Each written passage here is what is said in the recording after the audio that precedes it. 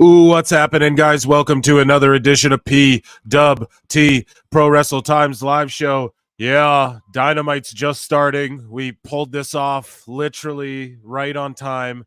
The fireworks are going off, not the ones that we came to talk about, but Excalibur's going crazy in Charleston, West Virginia, and the infallible or the implausible Paul Nolan is here with me.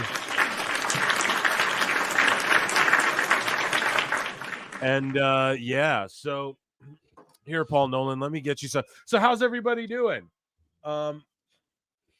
If hold on, they're kicking things off with a match. It's a world title eliminator. They're kicking off with Dustin Rhodes versus Samoa Joe. And maybe Dustin Rhodes will finish the fable. Will complete the tale. If you ordered WrestleMania from Temu. What's that? Said if you ordered WrestleMania from Temu, not even Wish. Yeah, dude.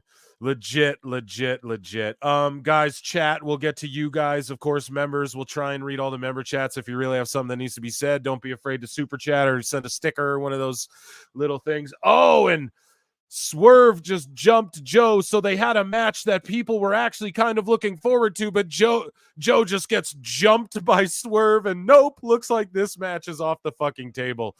Here, Paul Nolan, I got something coming to you. Let me just message. So how you doing?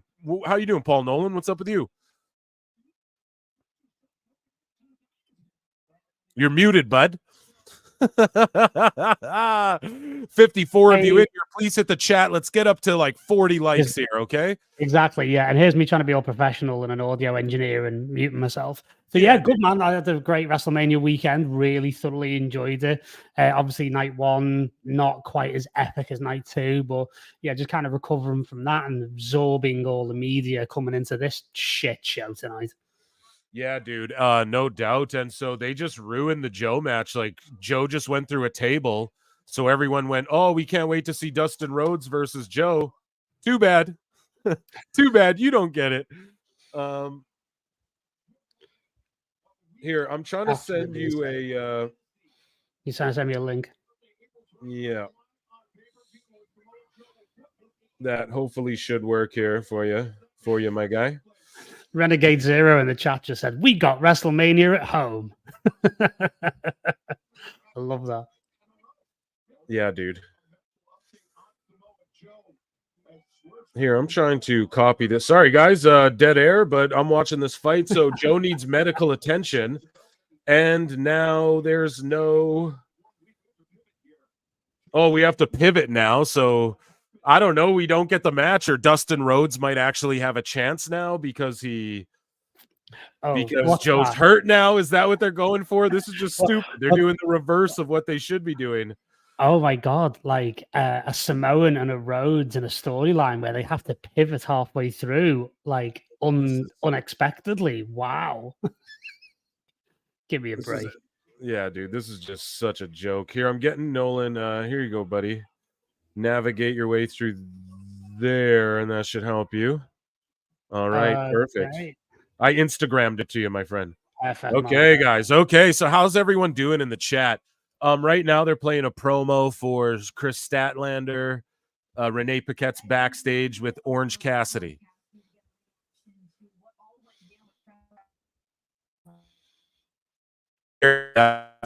Oh, goodness, hold on, though. We have right off the bat, we have a $10 super chat. My goodness. Woody Allen, what a great name. From Huntington, West Virginia, about 45 minutes from the show, and I didn't even know it was in Charleston until 5 days ago. I never saw or heard any marketing the entire week. Yeah, dude, that's how it was when they came around my neck of, like, when they tour Canada. A lot of people are like, what? They're fucking, they're in Calgary, they're in fucking Ontario. Like, people don't know. So they just skipped it. So now we're just going to Pentagon. Like, come the fuck on. But yeah, Woody Allen, man, thanks so much for you being here, and thanks so much for the $10 super chat. And yeah, it's a little ridiculous, like, that they're not even it's all just bad. Like, where's the radio play? Where's the advertising? Where's the fucking someone should be out there stapling fucking flyers up at this rate. I think the attendance is like 3,000 people or 4,000 people, I want to say. Wow. So it's an okay house for AEW, but yeah. They're still having to film the roof basically in order to, do the transitions and everything. Yeah, and Woody Allen, I guess you're here watching it with us instead of at the venue, so I appreciate that a whole lot. I appreciate you being here with us. Everybody, a round of applause for Woody Allen there. The filmmaker or no? I don't know. Are you the filmmaker, Woody Allen? Tell us in the chat. So 87 of you guys watching live right now. That's incredible. Hopefully that gets more and more. We're at 16 likes. There's 89 of you watching. Let's get up to like 70 likes. I know that's a lot to ask, but if there's 89 of you in here, there's 92 of you in here. We can get to 70 likes before Edge makes his ass down the ramp. So it's Edge versus Pentagon. This is a cool match, I guess, right? Is this for the TNT title? I'm assuming. Cool match. A dream match. It's so great. But it's just, I don't know. What do you guys think? No build, no meaninglessness. It's just completely meaningless. Nothing's going to come of it, really. I'm happy that Cope does the Cope Opens. I like the TNT belt when it's just like an open challenge belt. And I bet this match will be really good, but whoop-de-doo, what does it all mean, Bazo? This is the great It means nothing. It means nothing. But I've got to admit, like, as you know, I was a big fan of Edge, and that was one of the matches I was looking forward to last year when I went to WrestleMania, just to kind of see him once, because I'm a big Alter Bridge fan who, does the music and stuff as well. And I'm a fan of Penta as well. I've got to be honest. Like, I've liked a lot of his matches over the years, especially the that cage match that they did with the Lucha Brothers and the Bucks was actually one of my favorite tag matches of that year. Yeah. But I'm a fan of both of these guys. So hey, enjoy wrestling. Yeah. Shout out Cruz Madrid, new member. If you guys want to become a member below or gift a membership, we try and read all the member chat. It's impossible, but thanks, Cruz Madrid, for becoming a member. At Cruz Madrid, I think you're a patron too, dude. So shout you out. You're always showing love and supporting. I really appreciate that more than you know. Here, read some of these members' comments if we can. Hope everyone's having a good night. John J&D, it's always good to see you here in the chat and just always hanging out with us and tuning into all the live shows. So, guys, I got some bookmarks, obviously, that relate to this, probably during the commercial break we'll look at, and just other little things, little nuggets I want to drop. But for the meanwhile, I'll just give my my commentary to these matches and what's going on, etc.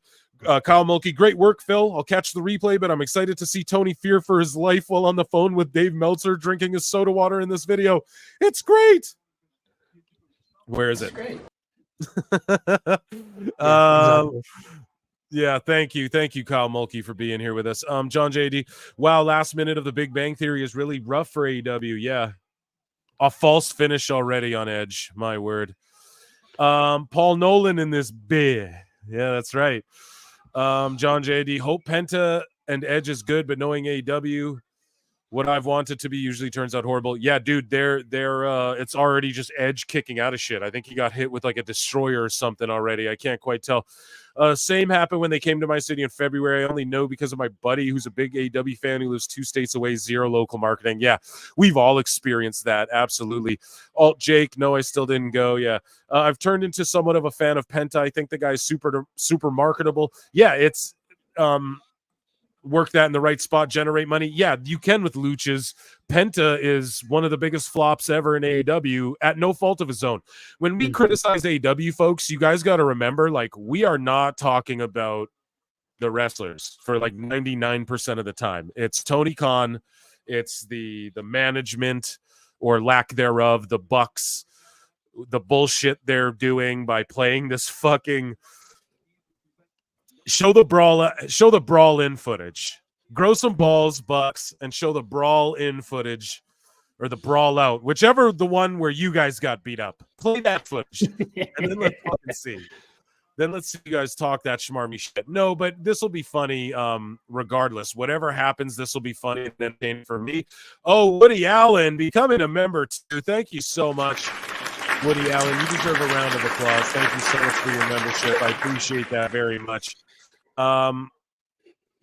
Membership for only $1 a month. What a steal. Yeah, exactly, dude. Get that shit before it goes up. You know what I mean? No, we'll probably just keep it $1. You know what I mean? And we're going to start doing members only shows where you guys can maybe like in and shit. You know what I mean? I don't know how we're going to set that up. But you guys will directly, like the members will be able to talk directly with me and tell me I'm right, tell me I'm wrong, tell me whatever. And oh my goodness, John D. Lee. I just want to say for $5, my goodness, we might have to like play some music for this guy. What's going on here? Play some music for some of these guys. John D. Lee says, I just want to say thank you for what you guys do and fuck Dave Meltzer. All right, we're right there with you. We're right there with you. Yeah, he's been a real dummy lately. I got a good one here where he lied about this guy who okay, so Dave Meltzer lied about Mike Johnson, and then fucking when he reported on the lie and then Mike Johnson called him out, Dave Meltzer then goes then contacts Mike Johnson or says on his show, oh, you should have contacted me instead of posting that out because this is just what I was told and blah blah blah. And John's like, no, fuck you, you should have contacted me, bitch. Like, it's hilarious. Dave Shearer has absolutely been bodying Dave for weeks on Twitter from PW Insider. Bro, I have never ending content. You know, I was gonna do something where like I dug into the past Dave Meltzer stuff and got some dummy moments of the week, but it just doesn't you have to stay present and relevant. And okay, Okada's in action tonight, it says. But it's like he comes up with so much stupid shit every day. It's just, you know, every day I feel like I got new Dave stuff to do. I just want to say absolutely. Thank you. Hey, thank you, John D. Lee. You're the fucking man. How about that? AEW Neckbeard Mega Marks make it so hard to root for them. Yeah, Derek Hans, member. You're absolutely right. My word, Band-Aid with a $2 super sticker. I don't even know how that works, but round of applause for Band-Aid. We acknowledge you and thank you, Band-Aid, for copying a super sticker. And I've thank you for rocking with us like every show. I see you hanging out with us. My word, we got to and Renegade Zero, a new YouTube member. My word, you guys are going crazy today. We appreciate this so much. Round of applause for Renegade Zero becoming a YouTube member. Thank you so much for that. Yeah, let's get to some more member chats as we all of the great guys who are in here, though. You guys are top pod listeners for the top pod cast. 150 of you watching. If you can't buy a sticker, you can't super chat, none of that. The freest way to support, hit that like button, man. We're at 38 likes. Let's get to like 100 likes. There's 150 of us watching. We can get to 100 likes, guys. Okay, so let's do that. Derek Hans, super fuck Dave Meltzer. It's ridiculous how some of these Mark podcasts will report what Meltzer says regarding WWE. He has zero credibility, everything WWE. Yeah, he has nothing to say about WWE, and he knows that. And he knows that people like me know that, and it drives him insane. That's why I'm blocked. Oh, indeed, yeah. And there's others as well. Like, I mean, I've reserved a special amount of hatred this weekend for post-wrestling. I'm done with those guys as well. They have Meltzer on all the time. Post-wrestling, John Pollock and Waiting. Wow, what did they have to say? I typically like John Pollock. So what? Dude, I find him to be a smarmy, self-important goof. And I've been finding them unlistenable for a while because they have Meltzer on all the time with Brandon Thurston, and they're another one that repeats everything that Dave says like it's real. And actually, I'll be honest, it was a very not an innocuous thing, but it was a small thing that really got me. Wei Ting never went to night 2 of WrestleMania and watched it in his Airbnb in Philadelphia rather than go. Who? Like Wei Ting from Post Wrestling. Why? And it's like, well, because he didn't want to get stuck in traffic. Oh my God, dude. And it's like, come on, dude. Like, dude, I would have given an internal organ to be there on night 2 for that. And that I went, dude, everything that happened on night 2 is what I wanted to happen last year when I was there. Yeah. Right. And I would, as I said, I flew from England and spent 2.5 hours in a car park on the way out because I was happily sports entertained. Yeah, dude. And I find that attitude just absolutely. Hey, we're moving away from that terminology now. I don't know if you read the dirt sheets, but it's no longer sports entertainment. Oh yeah, exactly. Yeah, sorry, I was pro wrestled. I'm moving my mic around, guys. Sorry if you hear me glitching, roboting out. That's my bad. I was pro wrestled, shall we say? I was pro wrestle entertained. But like today, I'm watching one with Pollock and Thurston, and Pollock's giving it the whole thing of like, well, if I was in the press conference, I would have asked nonstop Vince McMahon legal case questions. And it's like, no, you absolute goober. You were not invited. You found out on both nights that your past didn't let you into the press conference. And with good reason. Stop trying to because you're gonna ask stupid shit. That doesn't matter. Stop acting. Him and John Albert and the rest of them need to stop acting like they're Glenn fucking Greenwald or some sort of Walter Cronkite fucking investigative journalist. And they're basically marks like the fucking rest of us. Yeah. Just give it a fucking rest. Alba thought he was the man fucking asking about AEW and name dropping them at that WrestleMania presser, dude. It's like, you're a fucking dummy. Yeah. Yeah, no wonder Bischoff fucked you off. Okay, guys, we have we got some chat. So this match is okay, but I'm already kind of out of it. I think Edge is giving Penta too much here. 203 of you watching. Let's get at least 214. My God, this is our biggest live show ever. Let's get to at least 100, 150 guys. Go and hit that likes, and then we'll get into my bookmarks and we'll make fun of Dave Meltzer. How about that? 220 of you in here. Let's hit that like button a bunch, guys. We get to at least over 100 likes. We'll make fun of some Meltzer during the commercial breaks here. But so far, now they're on their knees trading blows. Now, provided it's like boom, boom, strike, strike, strike. They have a countdown, 19 minutes, guys, until the Bucks there. The footage, they have a literal fucking countdown. Guys, oh my goodness. A countdown, you guys. I need a 19-minute countdown. I wish I had one on my ticker down here, dude. I'd fucking keep track of it.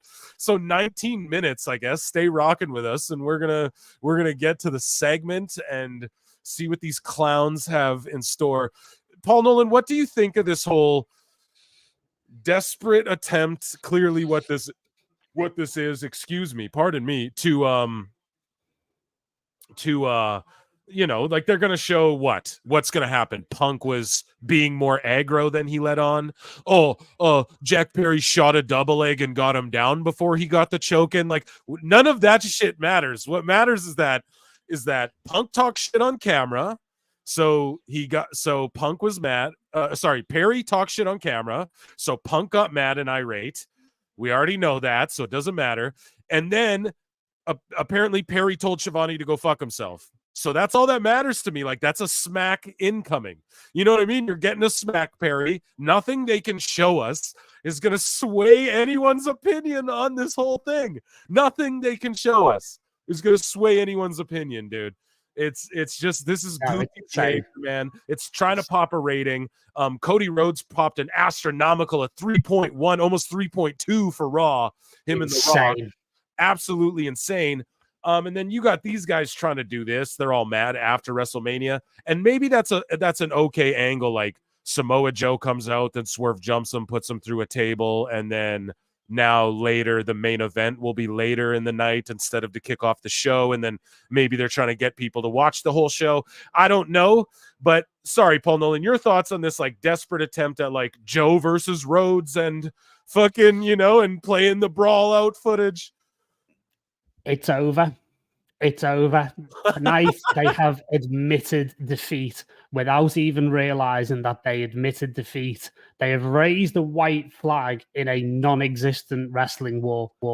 I'm afraid I've got something to say about this. So, and this whole thing is a reflection of the fan base. It's a reflection of the incel neckbeards that absolutely get tribal about this stuff. And at the faintest whiff of a physical confrontation, all of a sudden they're scared for their life, and then they're the victim in the situation. And it just speaks volumes as to the whole thing. And exactly, yeah. Now, the thing that I will give AEW credit for, and this is not something I've aired on a podcast before, is that one of the big takeaways I got from Wembley last year when I was there for All In was that it became very clear to me that AEW has taken away the worst types of people who used to watch WWE shows and go to their events. Now, you remember back in the past, okay, product wasn't as great as it is now, but the way that crowds used to go into business for themselves and they used to overtake shows and derail things and the watch chats and everything else. Those people, doesn't really happen that much now because obviously WWE's improved, but AEW's actually taken a lot of those fans away. And this is exactly what it's metastasized doing wiggle into. dances and chanting, we want tables and shit. We want fire at AEW shows. Yeah, exactly. Yeah. But So, in as much as what I've got to say about the whole Punk situation, it's not going to change a thing. I think Punk front run it really, really well during the week at WrestleMania. And the fact of the matter is, I cannot see a situation where Punk comes out of this looking anything else but vindicated and a bit of a badass myself. It's just AEW's going to look bad in all of this. Perry, everyone. And it's like Woody Allen says here for $5 super chat. My God, Woody Allen's coming here. This must be the filmmaker. Spending cheddar like that. He, like Bully Ray said, admitted to everything that happened. How does this help AEW? Exactly. How does it help AEW? Paul Nolan, how does it help AEW? It doesn't. It doesn't. It just shoots them in the foot. And again, like, what did I say about AEW recently? They never miss an opportunity to miss an opportunity. Right. And that's again, the best this is thing. a desperate ploy to try and, like you say, pop a rating. How is it going to result in people sticking around and wanting to watch this? Given what I'm watching right now, this match is making Jay versus Jimmy at WrestleMania look like a clinic. Yeah. This is awful. Yeah, dude. Awful match. This is sloppy. It's all over the place. You know, what did Meltzer say about Hogan versus The Rock and why he only gave it 3 stars? Oh, if you turn the sound off, like, they're not doing much. And it's like, well, you don't watch that match with the sound off, dummy. Yeah. Dummy, But also as well, like, if you're going to apply the same rules to this match is nothing. This is awful. This is a bad match, honestly. And it's like, you know, how are you selling yourself? You're not. You're just catering to your own diminishing fan base. Right. And folks, I just want to let you guys know Paul Nolan is tapping in from Argentina. So if there's any fucking delay or weird glitchy or I start babbling over him, that's why. We're separated by he's out in South America and I'm in the old northern Canada, Canuck land. So Shaggy Filth for $5 says, I just turned off AEW. I can't even stay interested long enough to stay for the video. This Edge match is just fucking terrible. Do you know what we're going to find out, right? Is that exactly? You know what we're going to find out is that this quarter, it's just going to bomb off a cliff. Yeah. And then the quarter that the Bucks thing, it's going to go absolutely through the roof. Probably I don't think they'll get 1 million, but I think they'll get like 800,000-900,000. And then after that, just go bang off a cliff again. So Paul Nolan, do you think they touch 1 million do you think they touch 1 million with the footage and then just off a cliff again? No, not even. Wow. 800,000, I reckon. Wow. Okay. There's 290 of you guys in here. This is by far the biggest live show we've ever had. I need you guys to get those likes up to like 100, 200 likes. We're at 70 right now, 100, 200, and we're at 300 people watching. This is incredible. By far the best live show. You top pod listeners in the building definitely showed out in true form.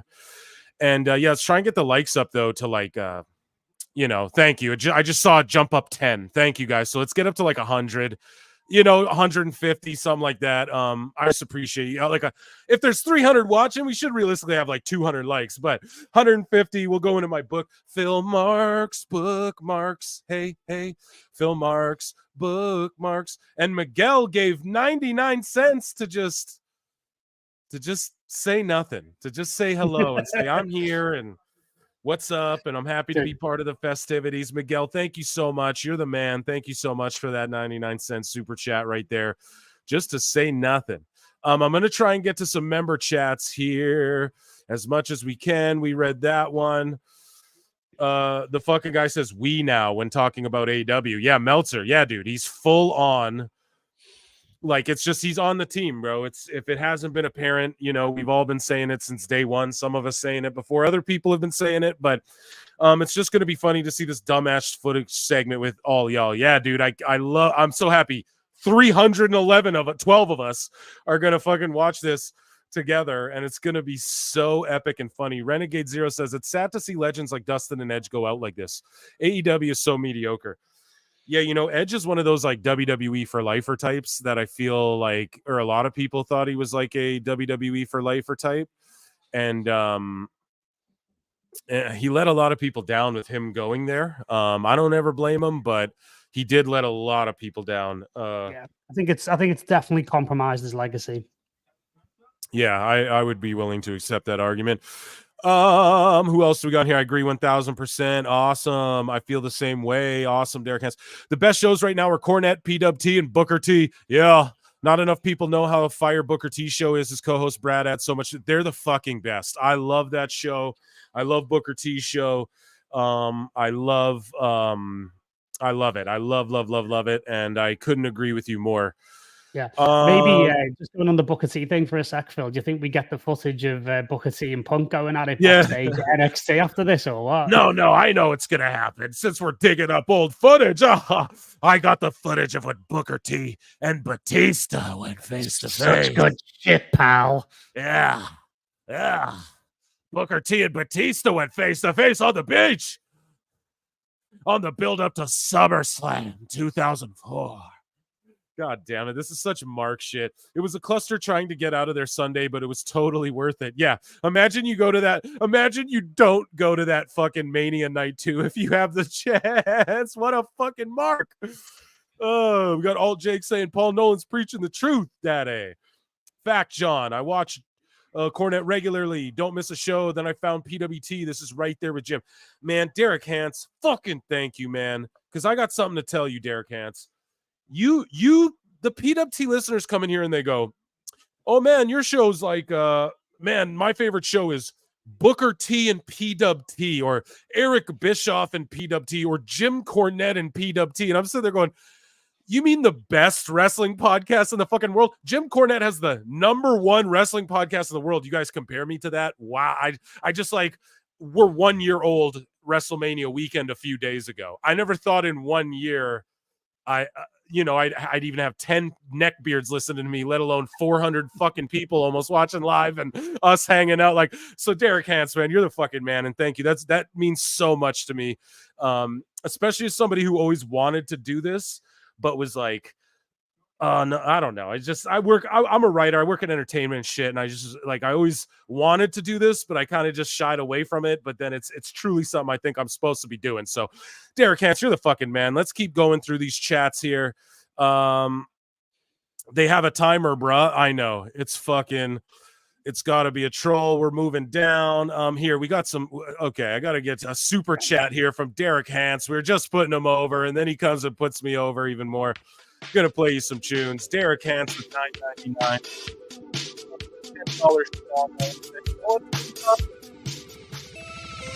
You know what, PWT? I got something to say.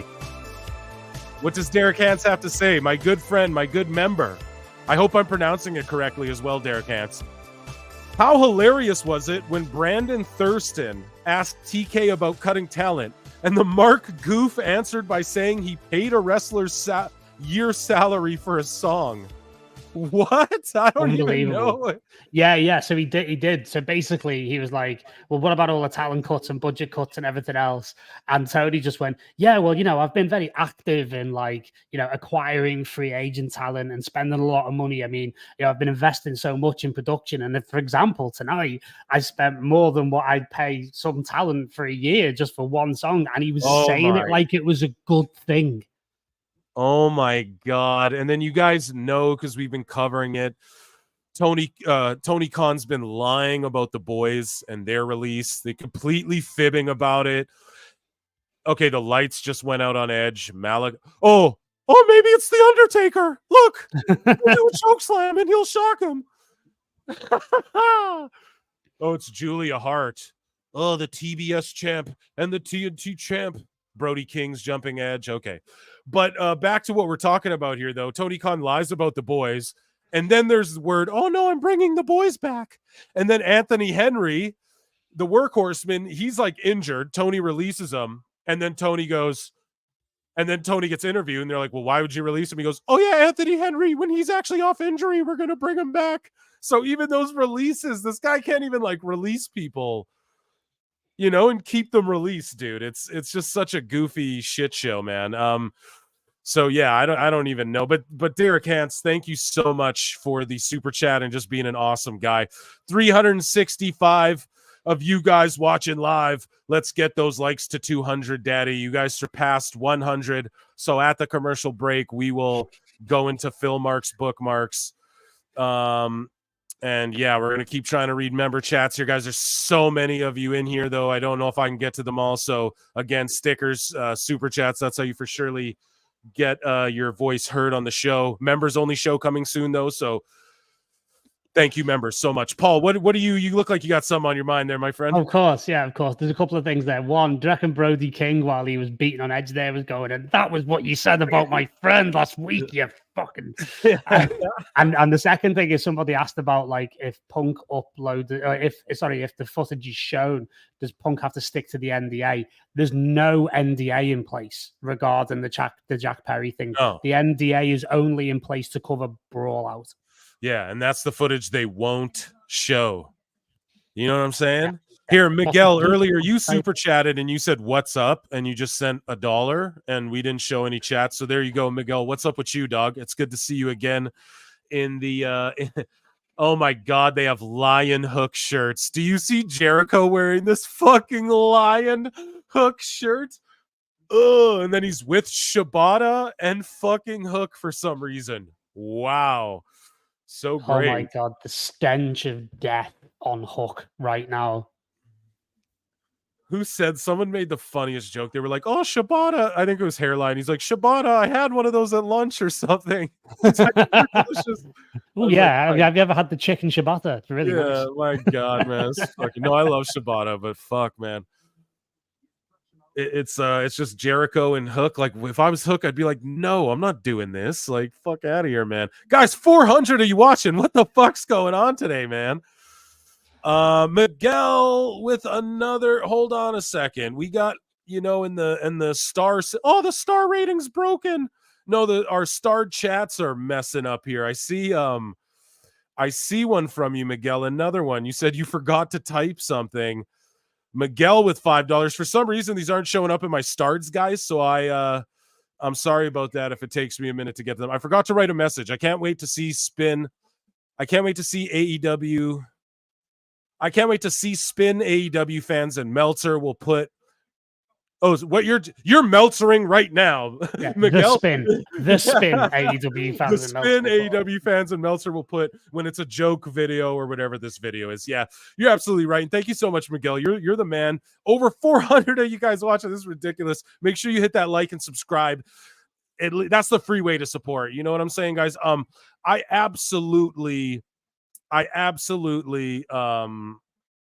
appreciate you, Miguel, and I can't wait to see the spin either. Like, they're already putting, well, even Meltzer, even Brian Alvarez, part of me was like, I really don't see the point in it. Like, what is it? Someone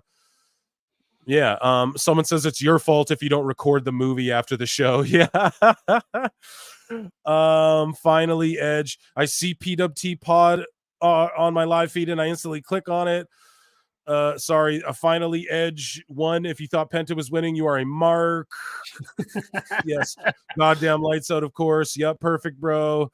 So we're trying to get to all the member chats, guys. This House of Black Attack was meaningless. The House of Black Attack had to start drinking whiskey. Yeah, I'm drinking beer, buddy. I got some tequila on deck too, because this might get a little silly.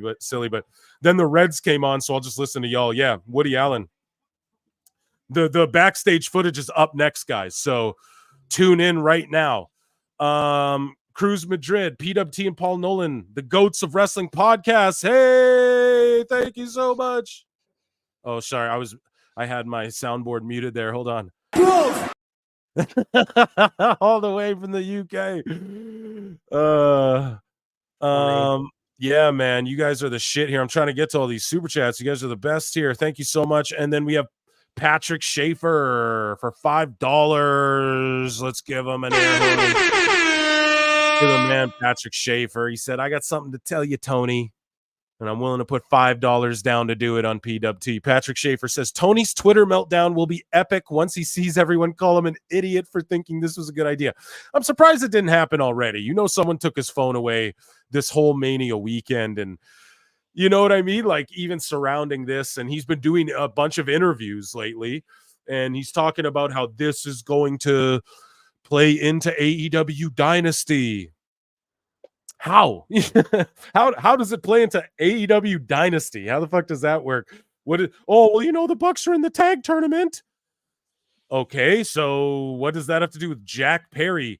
You guys realize Jack Perry's in New Japan and Punk's in WWE, and it's been that way for months. They've both been not in the company since that scrap happened.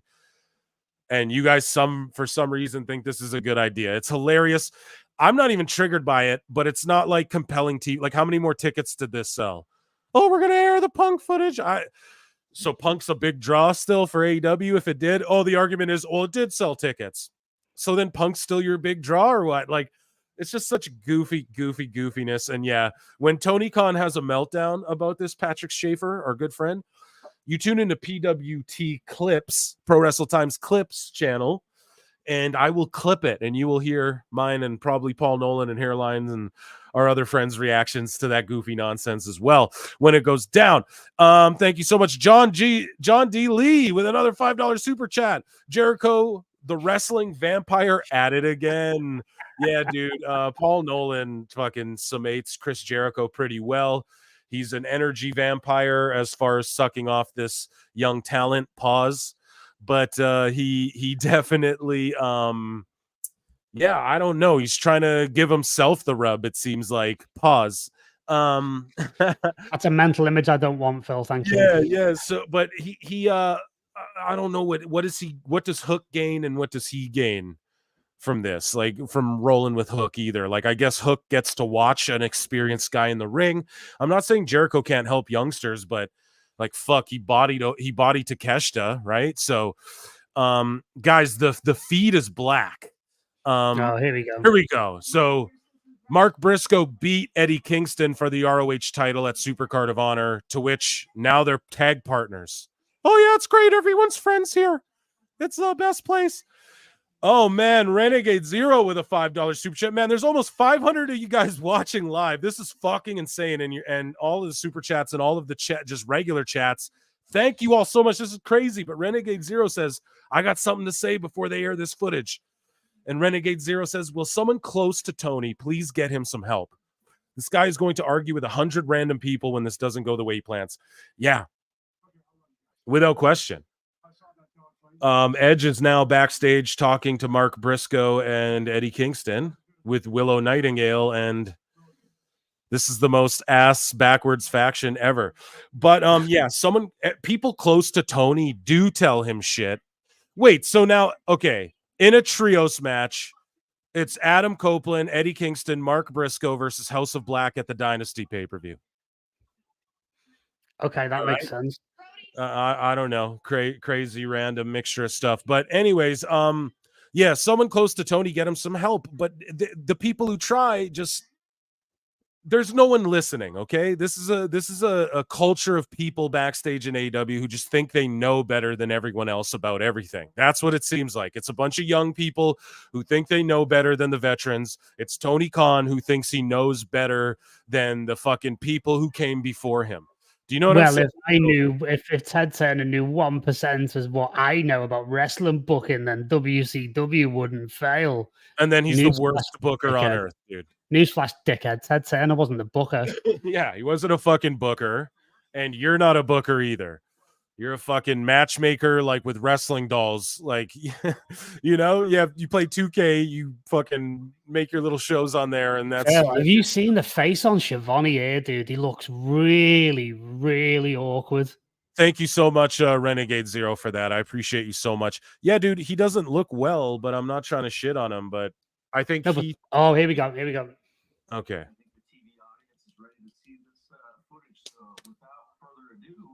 Let's roll. Hang on. Give the people a little bit of context. Okay. All right.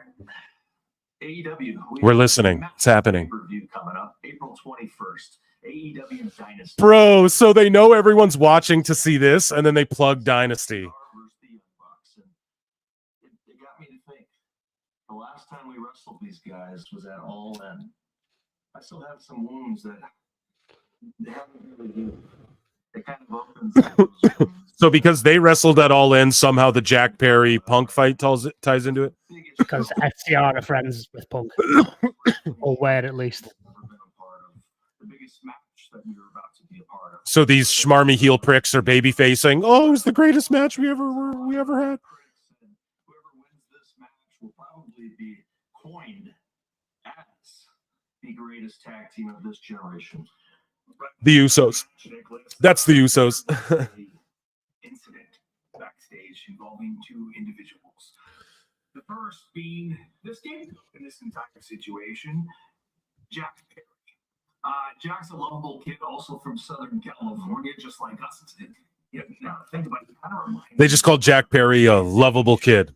And someone actually once said about Jack, if you got a problem with Jack Perry, chances are you're the problem. And the other individual, tried to make this entire show about himself. Matter of fact, this individual happens to be good friends with FTR. They just said CM Punk tried to make the entire show about themselves. Maybe No, stupid. Behind this entire thing. You can't say that. You can't. Okay, so they're spinning it into an angle where maybe FTR were the masterminds behind this whole Brawl out thing. Or Brawl in. Okay, that's a good spin, but it's very...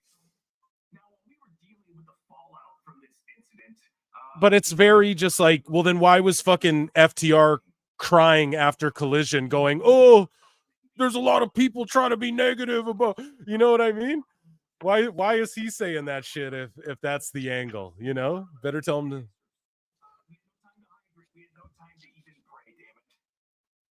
So I think if you look in the history books, yeah, you're going to see something. You're going to see... This is so... Over 500 of you guys in the chat. We're play-by-play in this. I'm also trying to listen. Please hit the like button, guys. Please. 500 of you, the chat. Let's get to 400 likes. I ain't even fucking joking. We better get to 400. This is such bullshit. After opening up all these rules, we're talking about everything. The incident itself, it's not even the worst part. You'll see in a second. We'll show you the footage. It's short, and it resembles more of a high school scrap. But I would argue this. I would argue not that it was a short incident, but the ramifications that came out of the incident. It threatened to take down... No, it didn't. They're saying the ramifications of the short incident threatened to take down what everyone worked for. Then why didn't you guys send Jack Perry home? Here's the footage, guys. Okay, here we go. There's filming this on my phone. Mrs. Ed there. There's Perry. There's Joe. Punk walks up to Perry calmly. Perry tries to walk. No, he's in his face though. Like you can, he's got his face off to the side, and you can see he's squaring up to him. Listen, they're talking, but Perry's right there. Looks like he's mouthing off to Punk, dude.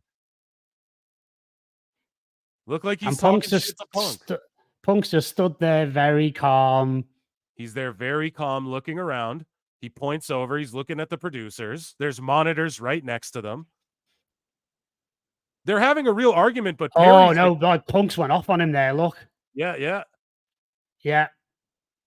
It's literally exactly like what I thought. Punk said. That's exactly what Punk said. Oh, no. What did Meltzer say? Oh, yeah. What did Meltzer say? Oh, yeah. And look at Jack here. Punches and he missed all of his punches. No, he didn't. He threw one punch. Okay, guys, listen. I'm about to break this down. So what does Perry think he's going to go at Punk? Jesus Christ. That was literally the biggest fucking... You know? Wah, wah, wah, wah, wah, wah, wah, wah, wah. It was exactly what everyone thought it was, you guys. My God. How come we're right? How come PWT's right about all these things? How come I knew it? Guys, so this is exactly what happens. Punk walks from behind the curtain, goes up to Perry, who seems a little reserved, tries to walk away, but kind of just turns away from Punk. Punk is like, no, you're not fucking going to Tony. Like, talk to me. Punk starts talking to him right in his face. They're talking, clearly exchanging words. It seems really calm, but you see Perry with a look on his face like, what? What do you want? Like, what am I saying? What do you want me to do? Look how disappointed Shivani is. Shivani looks like he's embarrassed to actually be there. Shivani's going to quit, bro. I think he looks like he's going to quit. And Taz looks like he's holding on for Grimza. Look at Shivani's fucking face, man. Oh, yeah, FTR are coming out now. But Phil, I've got to say, if you actually rewatch that footage again, and oh my God, and we just got a DM. No, stop, Paul Nolan. We just got a DM from the boys, Brandon and Brent. The boys just DM'd PWT, and we'll read that right on the show. You guys came to the best show. Yes. The boys just DM'd PWT live on the show. Ooh. Ooh, I can't wait. I can't wait for this. Oh my goodness. So, guys, make sure you hit that like button. Make sure you hit subscribe. Make sure if you want to get something read, members, you know I love the members. I'm going to try and read all of your shit, but you got to get super chats in. There's 600 of you watching. We need at least 400 likes. My word, guys. So let me just. Now FTR is cutting a promo. And then they're getting the babyface heat by literally the crowd's agreeing with them. FTR is going, instead of talking about our show, we're talking about this show. Like this bullshit from back then, and the crowd's agreeing with them. So there you go. That's how stupidly booked this was. They just made AEW look like assholes. This is what happened. I'm going to break it down. I'm going to break shit down for you guys. Punk comes from wherever he comes from, the hall. The monitors are right there. Jack Perry's standing right next to Nolan. I'm coming in clear to you. Hey, my brother. You are, mate. You are to me. Yeah. Excellent. So Punk walks right up to Jack Perry. Jack Perry's standing right next to the monitors where Tony Khan clearly is, right? So what happens is Punk and Jack Perry are clearly talking. Perry kind of turns off, like, whatever. But then Perry clearly has this look on his face, like, what do you mean? Like, you could see it. Yeah. Like, what do you mean? Like, kind of bobbing his head and doing his hair back. And they're calm for like most of the video. In fact, they're calm talking for longer than they're not. It looked like at one point, because Samoa Joe's walking back and forth, warming up. So this is right before Punk's about to go out. And Joe actually looked like when Punk and Perry were in the middle of talking, I looked over at Joe and it looked like he laughed for a second. Like he kind of laughed at something that was being said. So Punk fucking, whatever happens out of nowhere, Punk just fucking open hand slaps this dude like pie faces him, boom, pushes him back. Perry goes flying 10 feet back like a little fucking bitch, gets smacked by Punk. Perry goes flying backwards, okay? Bumps into the wall. A bunch of people jump in immediately. Meltzer goes, oh yeah, what we were told is Punk missed all of his punches. Punk threw one punch as everyone was separating them, and it missed because there's 100 people separating it. And then Perry looks like he's trying to still come at Punk, so you got Joe like holding him back, like not even holding him back, pinning his little kid ass, his child ass against the wall. And then clearly Tony or something said someone to Punk off camera because he turns and he fucking didn't lunge. It looks like he kind of lunged, but he fucking just was like, whoa, whoa, whoa. Like it kind of looked like a lunge. Will you admit that? I think it did look a little lunge at Tony-ish. And then a monitor got knocked over. Not even from the fight. From Punk like bursting towards Tony, probably because Tony was probably like, Punk, What are you doing? Why would you do that? And then Punk's like, are you fucking kidding me? This little bitch needs fucking disrespect me on the pay-per-view. Because I told you. Because I fucking told you. Handle it. I was going to do something about this. I fucking told you. Handle it. And if you don't handle it, I'm going to handle it. And you're not going to like the way I handle it. And he handled it. Simple. Oh, my God. I want to keep... And now FTR is saying stuff. I'm going to have to rewind and rewatch this later so I get to it. Guys, I got to read some super chats, man. Super chatter, Shaggy Phil 73, $1. I don't know if you forgot to write something, but thank you so much, Shaggy Phil. You're the absolute man. Thank you for that. We got more super chats here. The HPN. I love Punk more now. ABD, and I wasn't even a Punk fan. Boom! And that's what, and then so it's what happened too. Perry like shot a single leg kind of, and Punk just grabbed around his neck, and then everyone broke them up. It's exactly what I said. What did I tell you guys at the start of the show? I said, what's the worst that happens? Jack Perry shoots in for a double leg and Punk fucking chokes him as he's going to the ground. Like, I called it to a fucking T. I called what happened. It's dude, fucking, you can't make it's amazing. It's amazing. You know what I've got in my head now is that meme that needs to be, you know, Punk holding onto Drew's leg last night and a big, stupid, shit-eating grin on his face.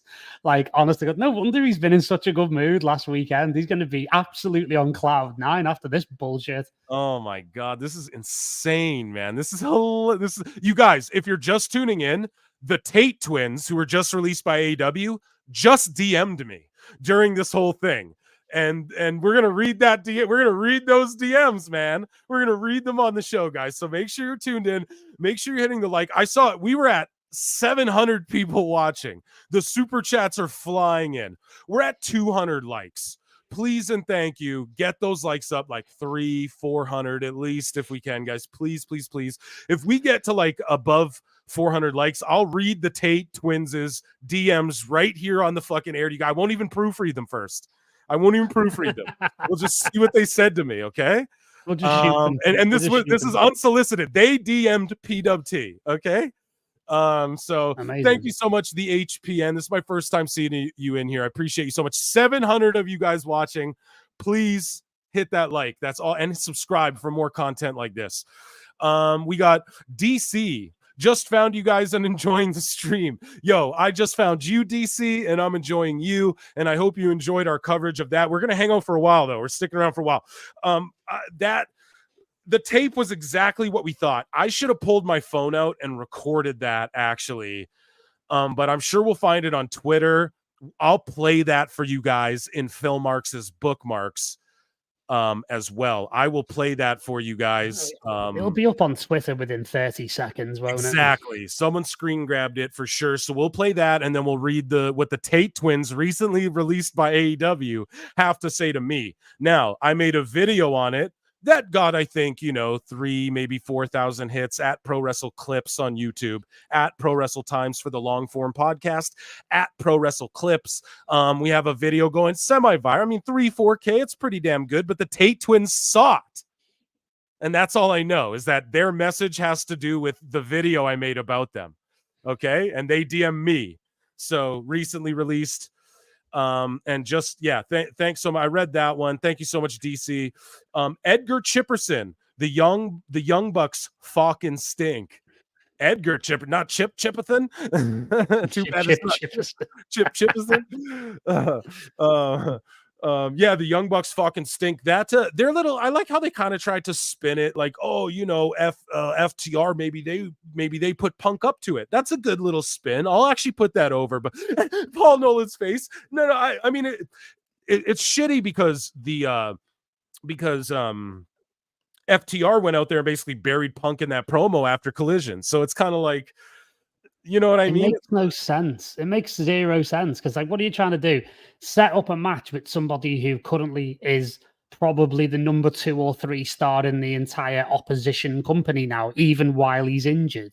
Right. Like, it makes zero sense. All they've done is put Punk over even more and proven what we've all been saying for so long.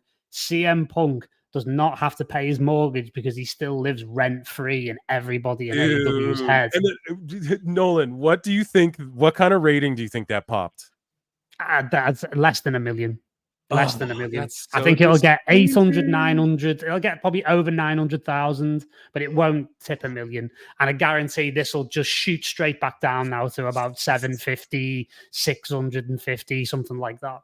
Dude, how embarrassed did Tony Schiavone look? He didn't say one word before they aired it, and then they didn't say one word after. Dude, because Tony's involved in that. He knows that Jack Perry cussed him out, and he knows that Punk was standing up for him in a way, and he also knows that this is fucking humiliating. The most professional guy, and I don't give a fuck what anyone says. I like Taz, but he's clearly does this job for a check, as does everyone.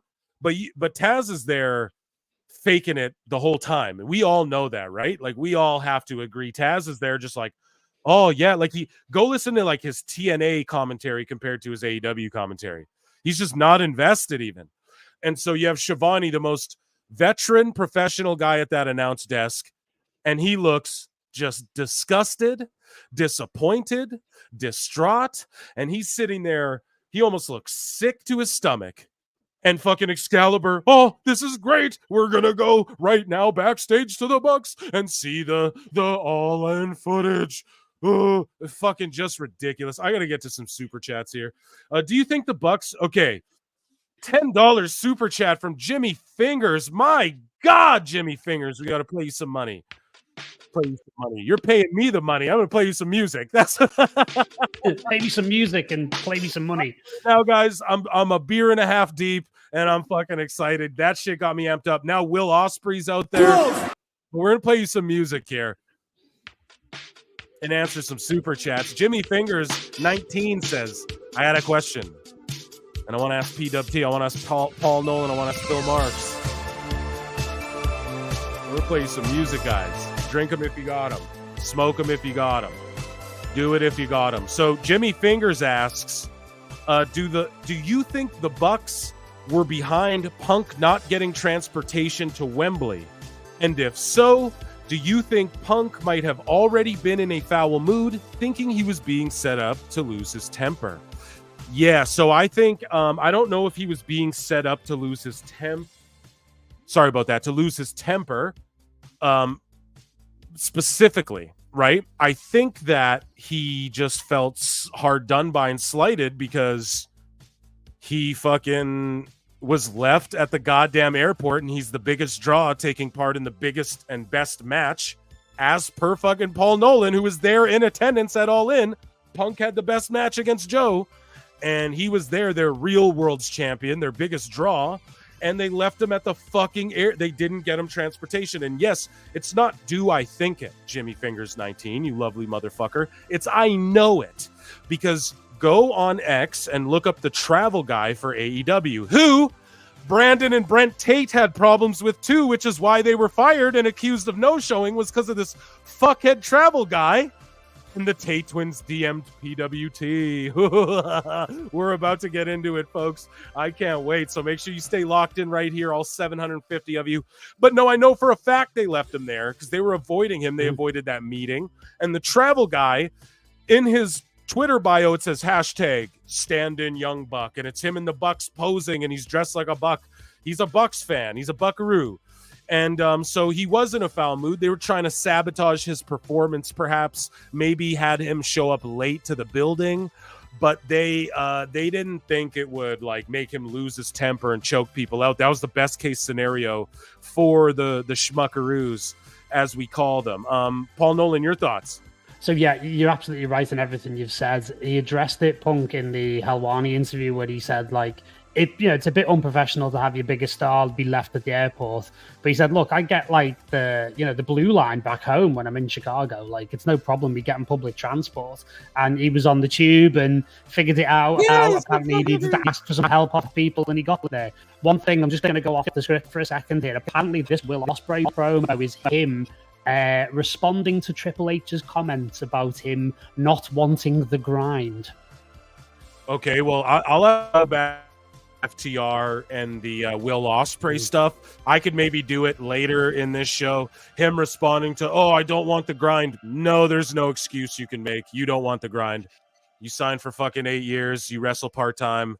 You're getting flown to UK. You're not in Utah. You're not in the trenches. I'm so sorry, but there's nothing you can say. I'm just posting the link, guys, to the live stream because I want more people to join us. There's been like 800. Guys. Sorry, I'm just putting a tweet out, guys, at Pro Wrestle Times on Twitter. If you don't follow, we're going to get into Phil Mark's bookmarks, and we're going to get into the Tate twins DM me about the video I made about them yesterday or today. So craziness. I got to get to all these super chats, though, you guys. So I told you guys, there's a reason. Amazing. I'm telling you right now, there's a reason there's a reason these dirt sheets don't like me. I have no traditional sources. You know, a guy, someone's been on the show who's like related to AEW's world champion. I'll just put it right there. You know, I have no traditional source. Like, I'm not a dirt sheet guy, but I know people in the entertainment industry. You know what I mean? I know professional wrestlers. I'm a writer. I know writers. There's writers in wrestling. You know, we'll just put it that way.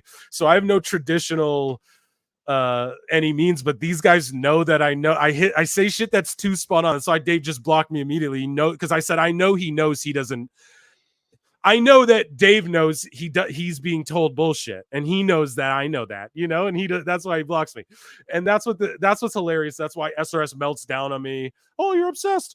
No, it's because I just laugh at this shit. The Punk shit, I was right about the whole fucking time. He wasn't. And then now, oh, Punk confirmed my story. You mean his made up fucking story? You mean like Paul Nolan, you're a fucking musician. So Living Color re-recorded their song and all of that shit, and then licensed it to WWE, and then they did all that in the fucking 5 days or 10 days. Like, you know what I mean? And they made the graphics and got all the merch and printed all the merch. Yeah, that was just that just came together, you know, like it's just, you guys, it's so silly. And so the Tate twins DM me.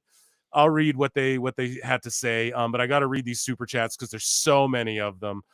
Just overall, this is hilarious and sad as hell. AEW is drowning in its self-made drama. The guys who want to actually get over must feel deflated right now. Dude, they do. They do. Look at Shivani's face. Look at Shivani's fucking face. Andre Adams, Marvin gonna have a field day with this one. Yeah, Marvin is he might pop in. I would love if he did. I wanted him to be here. He's actually busy doing this and that, obviously. Whatever's going on in Monsterville. You know, he's out there with some monsters hanging out, doing monster shit. And either he'll pop in tonight or he'll just be on the next podcast recorded episode. And yeah, we'll laugh at it. So we'll do an AEW trash cast and just do the aftermath of this, maybe get Hairline in there. And it's funny because Marv's like, he's like, oh, I really, here, I got to do Marv's voice. He's like, God, I really don't want every podcast I do to be, to just be a trash cast, but I mean, God, they make it so difficult. You know, it's like, yeah, dude, I know. 800 people watching. Let's get the likes up to at least 400, guys. Come on. We gotta at least get 400, 500 likes on this bitch. Okay, thank you so much, Andre Adams, for tuning in. And when make sure you tune into this channel and Marv's. Usually I'm on Toonie Talk Wrestling, but I was sick. I was a little busy this last week, so I'll pop into there next Tuesday. I'm sure they'll be talking about it there. But yeah, I'll probably try and get Marv back on the show ASAP because I want his thoughts on all of this like immediately. You know what I mean? Jimmy Fingers, my word, with another $10 snooper chat. Oh my goodness, guys, you're making me earn it tonight. I'm getting a workout here, just reacting and talking about all this stuff. So instead of the elite being men and doing business, they chose being babies instead. Because why? Because Punk made more money. It could have rivaled the Bloodline. AEW has been circling the drain since. Fucking dude. Yeah, you nailed it, Jimmy Fingers 19. They like if they had they could have aired the footage from Brawl in. Or the first one where the Bucks got beat up by Punk. They could have aired that footage, or they didn't even have to air it. They could have just did a feud off of that and made a shit ton of money. Like you said, maybe rivaled the Bloodline. It would have been so hot in that boom period of wrestling that WWE is going through. AEW would have felt so much of that too if they had to just went with the story then that everybody wanted to see, but they chicken shit it out, and then All In went down, and then we just saw the footage to that, and it's exactly what we thought, and it just made Perry look like a bitch because he got hit, and he fucking like shoots in, or like what happened? Like he gets hit, he goes flying like 10 feet backwards, and then he shoots in, and it's like, oh my God, I can't wait to go on X, guys. We're gonna go on X in a minute once we get through these super chats.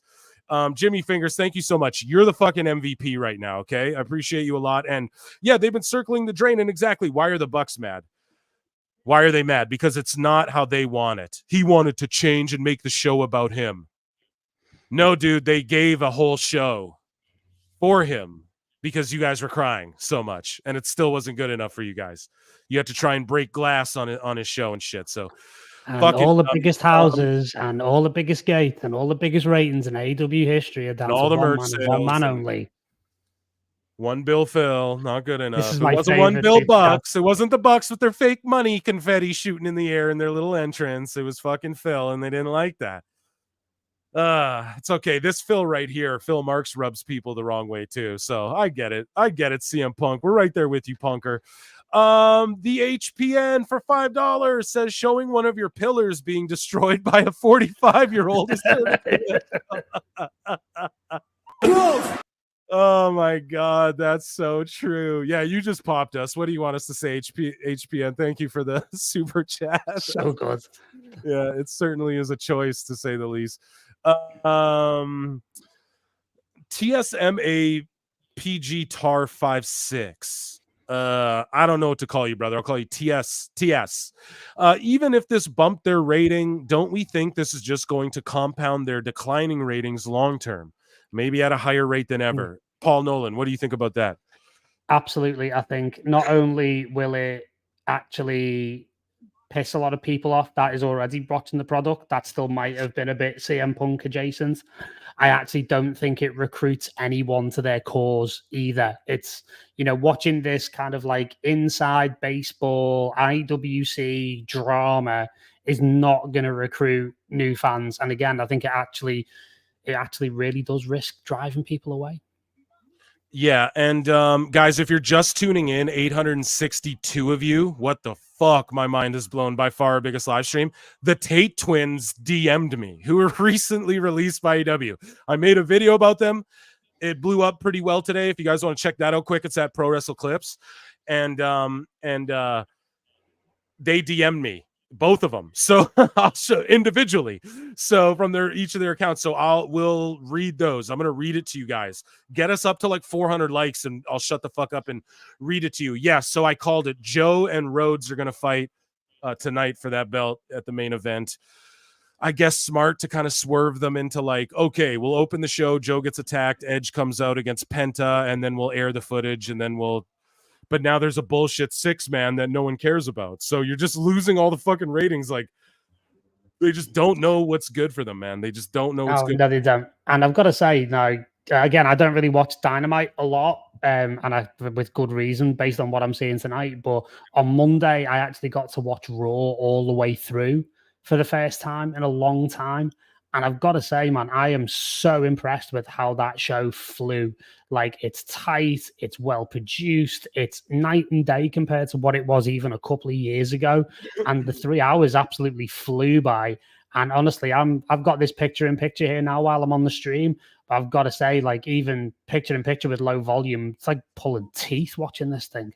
Yeah, this is bad. Like, why the fuck would you put this random Shibata, Jericho, Hook, and then they're fighting Anthony Ogogo, Shane Taylor, and Lee Moriarty? Like, have they even been on AEW TV yet? Anyways, thank you, TSM. I'm getting all the super chats, guys. Cadmus. Tony Schiavone just lived his second that'll put butts in the seats moment in real time. Yeah, man. Show of hands. One's in the chat if you fucking turn this shit off after the fucking altercation went down. Yeah, dude. Absolutely ridiculous. Yeah, you're right. I mean, Paul Nolan, your thoughts on that? And is that £5? That's pounds right there, right? English pounds, bro. Oh shit. Maybe we can donate it to Will Ospreay so he can get an upgrade on his stupid, shitty tracksuits that he wears on television every week. You know what? But yeah, it's phenomenal. It's phenomenal. Like that whole Shivani thing is just mental. Really, I don't is. hear Shivani talking much at all, even through the rest of the. I haven't heard him say a word. I wouldn't be surprised if there's going to be. I think he might leave. I actually think this might trigger one or two people to move on. I've got to say, I do think it's that serious. Apparently, there's a lot of people backstage who are really, really quite upset that this is going. That has gone out tonight. Guys, we're at 347 likes. Let's get to 400. You guys want to see the Tate twin? You guys want to hear what the Tate twins had to say to me? I would love to, and I unfortunately have to leave the stream now. But thank you for having me on again, Phil. This was wild. This was so much Paul fun. Nolan, bro, you're always welcome here. Round of applause, everyone, for Paul Nolan. He's the fucking man. He's gonna get out of here. He's got some like Argentinian steak to eat or something delicious to do, something awesome to do out there in Argentina. I'm gonna stick around for a while. We're watching this whole Dynamite. We're gonna hang out for a bit after. We're gonna get into Phil Marks' bookmarks. But Paul Nolan, thank you so much, bro, for being here. Appreciate you. We'll see you again. Man, Paul Nolan's the man. Let me get to these super chats, man. We got so many of them. We got Jimmy Fingers 19 in here again. 900 of you guys watching. Get those likes up. The Tate twins DM me. We got some more bookmarks. I'm going to play the Punk fight right here on the show as well. I'm going to find it somewhere on X. If someone has it on X, at Pro Wrestle Times, tag me in it so we can play it on the show here. Unrelated, but does it piss you guys off that Daniel Garcia gets booked like Goldberg and Lance Archer gets booked like James Ellsworth? TK pushes way too many guys that are his size. Yeah, man. Daniel Garcia, I can't stand the dick wiggling thing. I can't stand he just dropped some t-shirt and there's these girls doing his dance on the t-shirt, and I was like, that's weird because no girls be doing that shit. It's all fucking white dudes with no rhythm. Shout out my white brothers. But I'm just I'm mixed, so show you guys out. But James Ellsworth though, yeah, and Lance Archer, like Lance Archer's just a fucking joke, man. Like, and not him, he's the shit, but just the way they book him, it's like, what are you guys doing? You have a monster right there. The fact like he's never been like the monster challenger to threaten the world title, and exactly Garcia and Orange Cassidy goes on a run where they beat 200 fucking people, and then they like it's the goofiest ass backwards shit of all time. And that's what it is related. Jimmy Fingers, pardon me, I'll never botch your name again, because it is the same thing, because it's like, or it is on topic, because they played that stupid footage. What the fuck did that do for anybody? Thank you so much for the super chat. IDR 20,000. I don't know what the fuck that is. Someone in chat tell me what this is, but someone said bloods were everywhere. Blood was everywhere. Bloods were everywhere. Oh shit. Oh shit. Where, dude? Am I wearing blue? Get me the fuck out of here. No, blood was everywhere. Yeah, where? There was no blood everywhere. Fucking Jack Perry's nose from getting fucking smacked. You know what I mean? Like, there was no blood everywhere. It's a fucking farce, dude. This is ridiculous. This is absolutely ridiculous. And right now we got Shibata. He's going at Moriarty, and Hook and Jericho are arguing on the outside. Huh? What's going on? What's going on? And then now Shane Taylor Promotions just knocked out Shibata in front of the ref, to where that would be a DQ, but Aubrey Edwards is such a bad referee. She didn't let the fucking Agogo distract her long enough, and Lee Moriarty just pinned Shibata. Jesus Christ. Thank you so much for the super chat, Sandman98. And there was no blood anywhere, except for Shivani's blood rushing out of his fucking face as he knows the embarrassment, or into his face rather, as he realizes the embarrassment he's about to endure. Miguel for $5. Thank you so much. Miguel says, damn, I wish there was audio. People would say Punk attacked first, but we have no idea what Jack was saying to Punk that set him off. Well, we did a pretty good job here, Miguel, of painting the picture, I'd like to say, myself and Paul Nolan. I think we painted a good picture. It looked like Perry was really kind of gibbering at him and giving him the little neck twist attitude. Well, what do you, blah, blah, blah. And then Punk just smacked him. That's what it looked like. Perry rather was kind of twisting his neck and doing that at Punk. And then he just said, you know what? Fuck this. And that's what it is, dude. Sometimes it's just like, fuck this. You know what I mean? Like, I'm not saying assault people, but sometimes it's just like, you know, shit's going to happen. So, Yeah, I wish there was audio too, but it wouldn't have. If there is, they didn't play it for a reason, because it does nobody no good to play it. It only does makes Perry look like a goof. They're trying to protect their asses. Thank you, Miguel, for the super chat. Kareem Harper for $10. My word.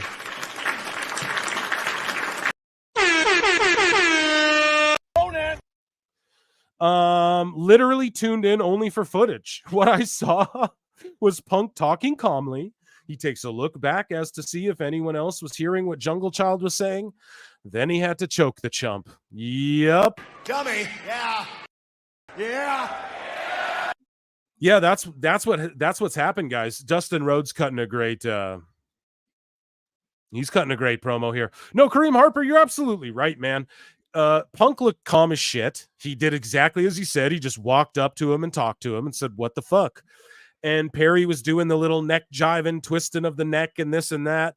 And you guys know what happened next. He got smacked in the face, went flying, shot in a single. But then it looked like after Joe and everyone was holding Perry back, it looked like Perry was like kind of like, what, like trying to break free and like, what, I'll fight you, which like that's a joke.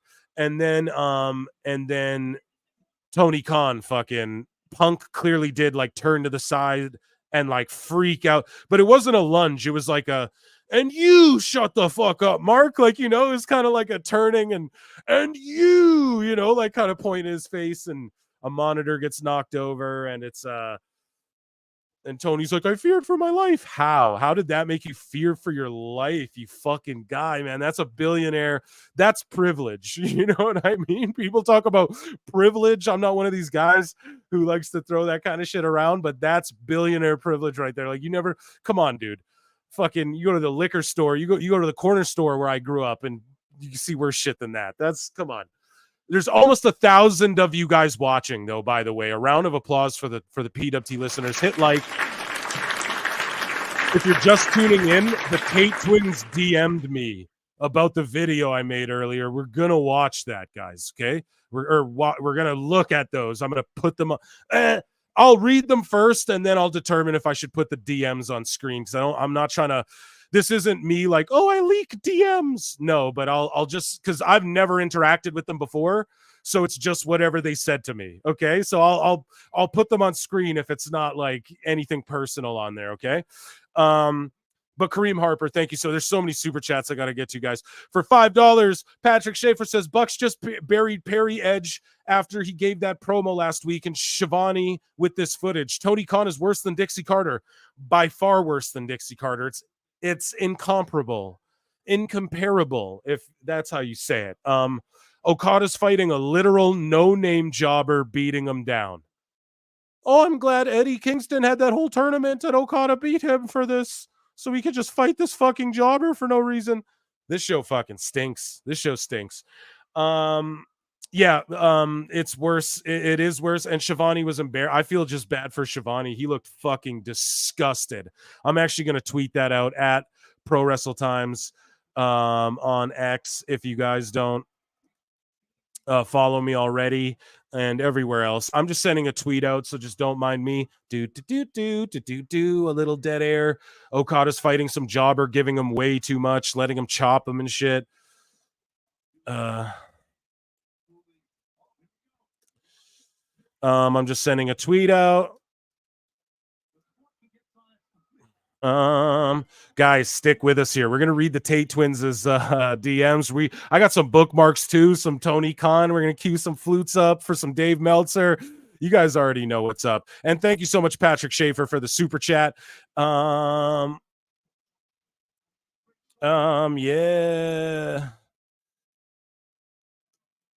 PWT Live Show, the Top Pod listeners, putting you guys over.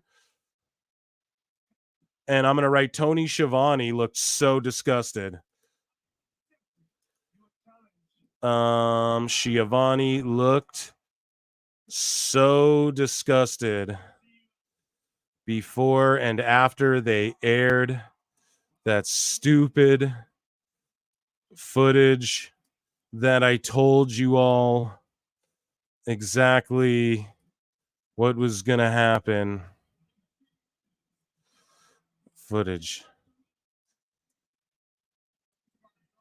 I told you all exactly what was going to happen in the video. So goofy. Boom, guys. And I'm putting you guys, don't go anywhere. If anyone's going anywhere, I'm going to spank you bottoms. I'll send Paul Nolan to, I'll send Jack Perry on you. Work a shoot angle. And I just want to drop the link. I want more people to join you guys. Thanks so much for tuning in. You guys are the best. This has absolutely been, bar none, the best PWT live show thus far. It's not even done yet, so we're still going. And we're going to pin that here to the profile. So, guys, the Young Bucks came out. They attacked Neville, so Neville's going to fight Okada. Neville, I'm calling him Pac. So that's a good match too for Dynasty. But again, it's just matches. So the Punks come out, they super kick Okada. They're chanting CM Punk at the Bucks, man. Like, oh man. Oh man. The goofiest thing. The goofiest thing. Sorry, guys, I'm watching this. FTR comes to beat them up.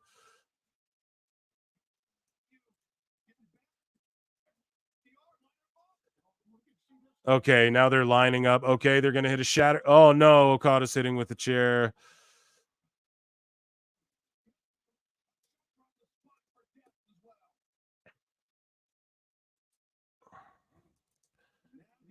I'm with you guys here. We're just watching this segment here. So now they're just beating up FTR.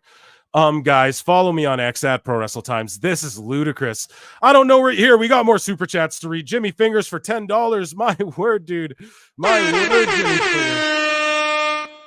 TK has all of the talent in the world, and he chooses the no-story New Japan style that doesn't equate to ratings in the U.S. Where's Miro? Where's Keith Lee?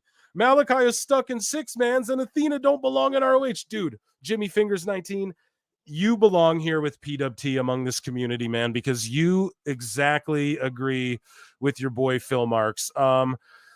He has all the talent in the world. He does these goofy, and you guys, I don't know. Well, we'll read about it in the bookmarks. But the Forbidden Door ain't going down at Archer Ath anymore. Archer Ath. That's where I'm at, dude. I'm flabbergasted. I'm Tony Schiavone right now.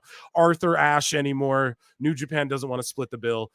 They do this style that, yeah, it's not. I mean, I'm okay with the flippy matches and shit, just not all the time. And then they spend their whole show. Will Ospreay's got to respond to fucking Triple H. And then, you know what I mean, dude? Super Card of Honor here. Bullet Club Gold's on the ROH show fighting Billy Gunn. So on the ROH show, they're doing this AEW angle on the ROH Super Card of Honor show. God, I'm so happy. I'm so happy for that. That's so smart that they did that. Fucking idiots, man. And then where's Miro? Exactly. Where's Keith Lee? Exactly. I think Keith Lee's like sick or something. Malachi's stuck in six-mans. Exactly. Do you know why? Because these are Punk's friends. Athena doesn't belong in ROH. Exactly. I've said it before too. She got over on Dark. She got over on Elevation. She gets over in Ring of Honor. What else do they want her to do? It's fucking ridiculous. It's actually ludicrous. Thank you so much for the super chat here. Renegade Zero for $2 says, do these idiots know they just buried Jack Perry? Yeah, and their whole show, the fucking Bucks ran out there, and if they start chanting fucking CM Punk. Wonder how Uncle Dave will defend this. What happened was like when Punk went up and I said there was like blood, but that's what he'll say. But yeah, dude, he can't defend this. He looks like a fucking idiot. John JID for $5 says, I love old NWA wrestling. Schiavone at the desk now has to be thinking of himself as a kid and just thinking, where did I go wrong to end up here? No, you're absolutely right, man. It's fucking embarrassing. It's the most embarrassing. That he looked so embarrassed, and I don't blame him. And it all stems from like, why did you cuss Schiavone, Jack Perry? Why the fuck did you cuss him? Complete silly goofiness. And I said it before, he deserves a smack. Oh my goodness. He deserves a smack for 31, I think, Australian dollars. Jess, we got to play him some.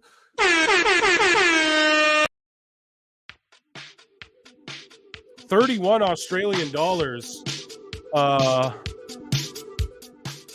Jess comes in and says, I got a question or I got a statement to make, and I got $31 to do so. Here you go, PWT. Let me use your platform to do it. TK heard what Jack said during his match. Had Punk come up to him and say, handle it or I will. Didn't handle it. And then saw both guys talking in front of him and didn't think anything bad would happen. He could have prevented it. Absolutely. This is all Tony Khan's fault. This is all Tony Khan's fault. It's all his fault. It's a fucking joke. Okay? It's a joke. And then the Bucks come out and then they start chanting CM Punk. So there you go, stupids. There you go, stupids. Hope it was worth it for fucking Jack Perry. Emotional damage. And fucking Tony Khan's just sitting there going, oh yeah. But Jess, you couldn't be more right. And there's a cute cat in your picture there. I enjoy just seeing that alone. Cheered me up a little bit. Thank you so much for the super chat. And I just agree. He could have stood up and went, you guys separate, and I'll deal with this in a minute. I'm sorry I let this blow overboard, but we'll fix this, okay? Or whatever. Like, just be a man, be a boss. It's crazy. It's crazy. Thank you so much, Jess. Joe Coughlin for $5 says, I just don't understand the logic on how AEW thinks this helps.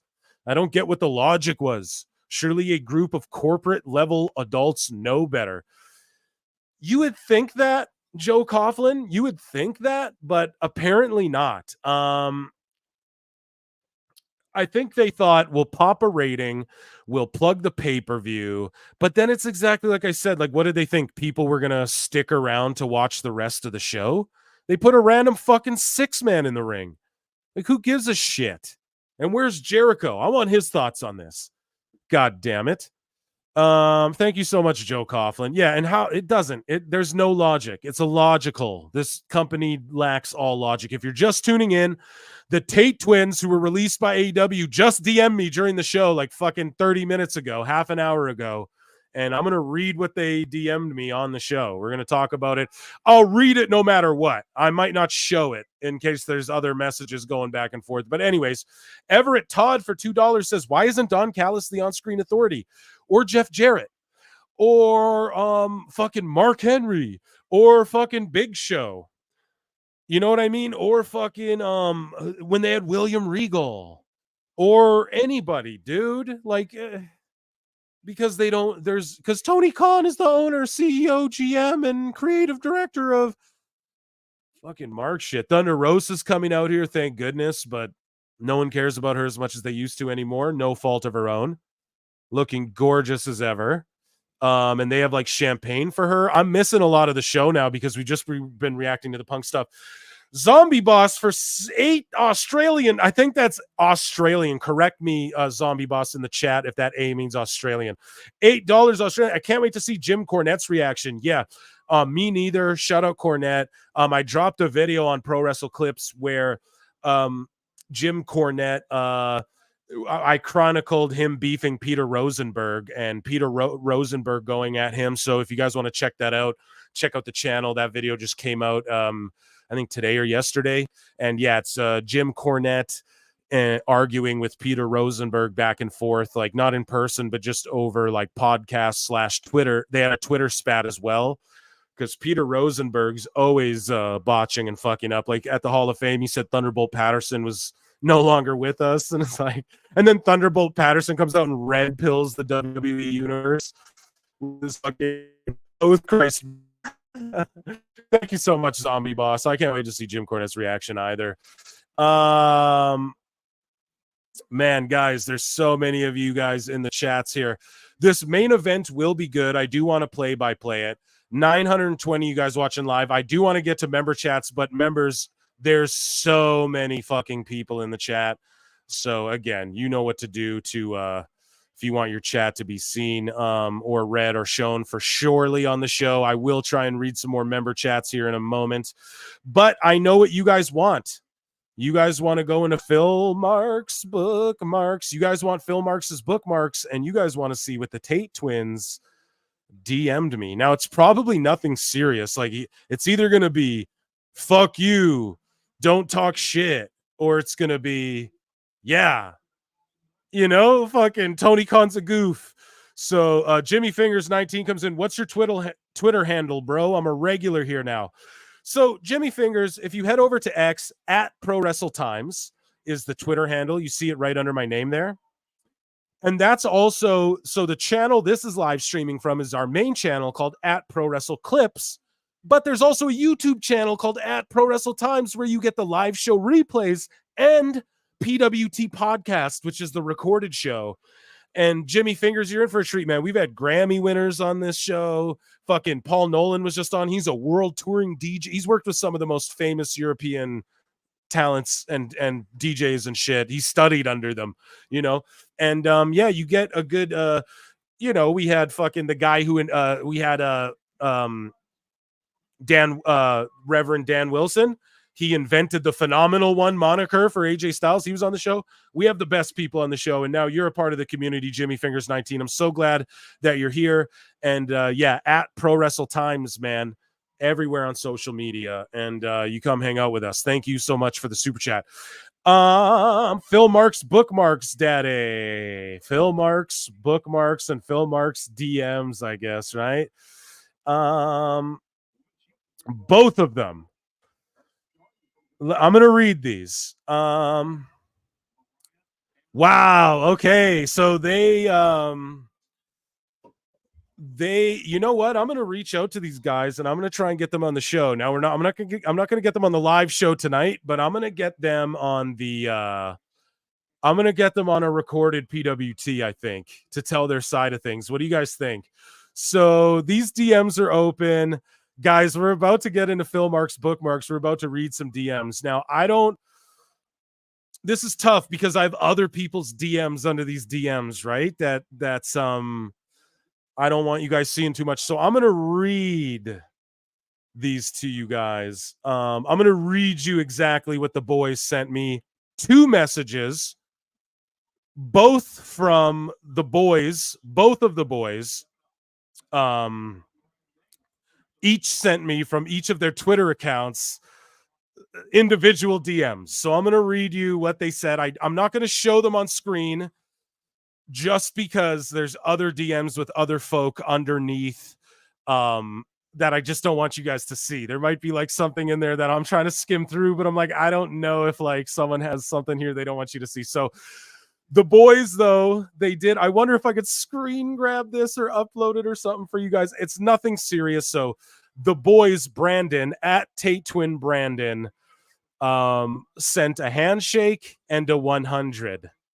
And then Tate Twin Brent sent me 2 messages and said, so these are the boys who were just released from AEW live during the show.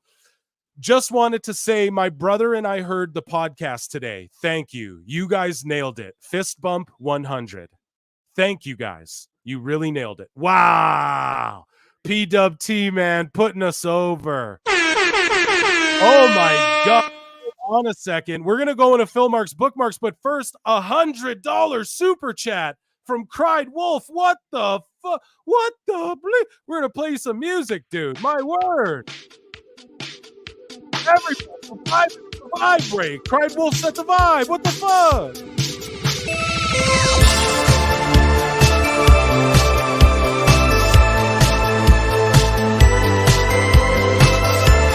Cried Wolf came in and said, I got $100 question.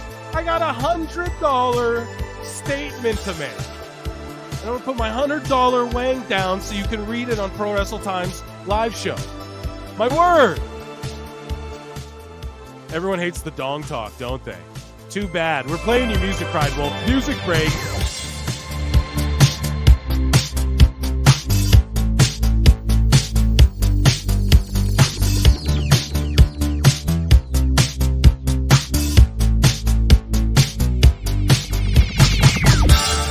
So Cried Wolf says people are tuning out because the music, what? You hate the fucking synth vibes, bro? Cried Wolf says, wait a minute. I thought this was going to light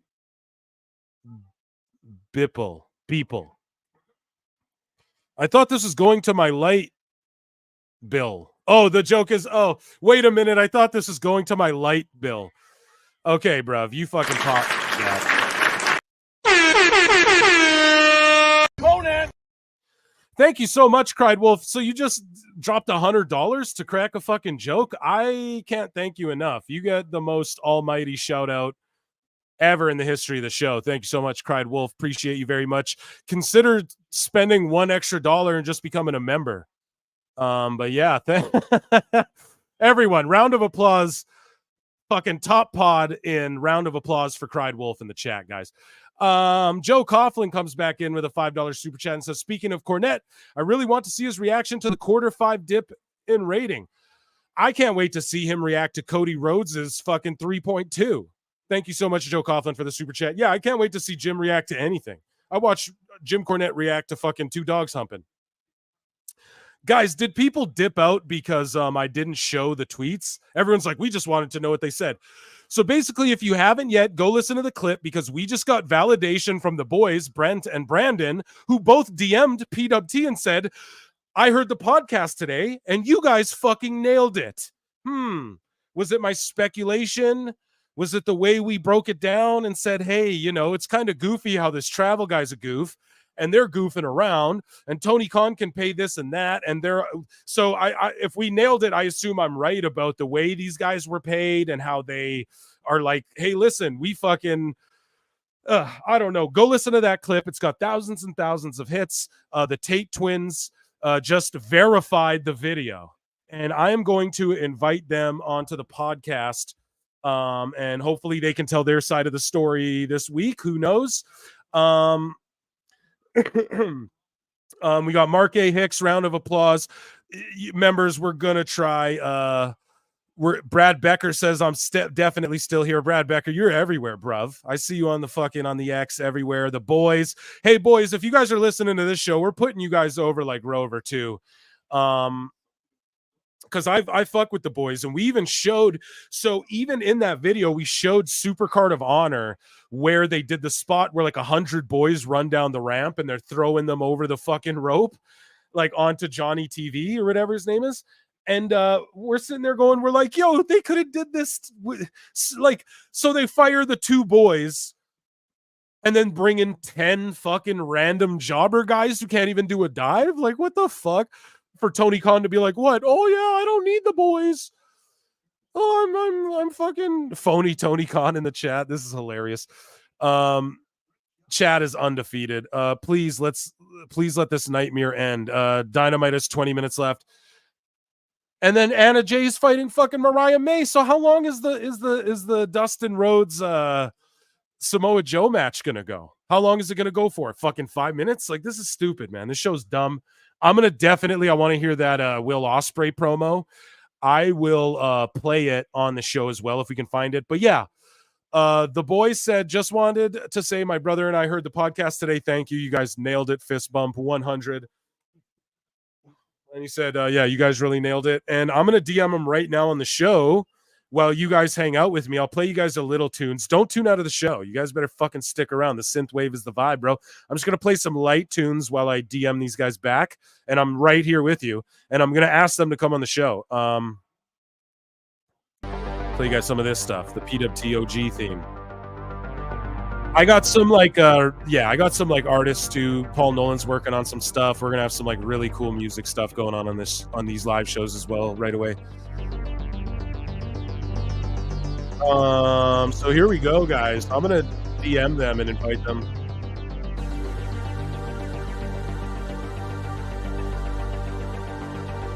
And no worries. We are genuinely big fans of you, your brother, and of course Dalton Castle. Dalton Castle. If you guys ever want to hop on the podcast and tell your side of things personally, the door is always open.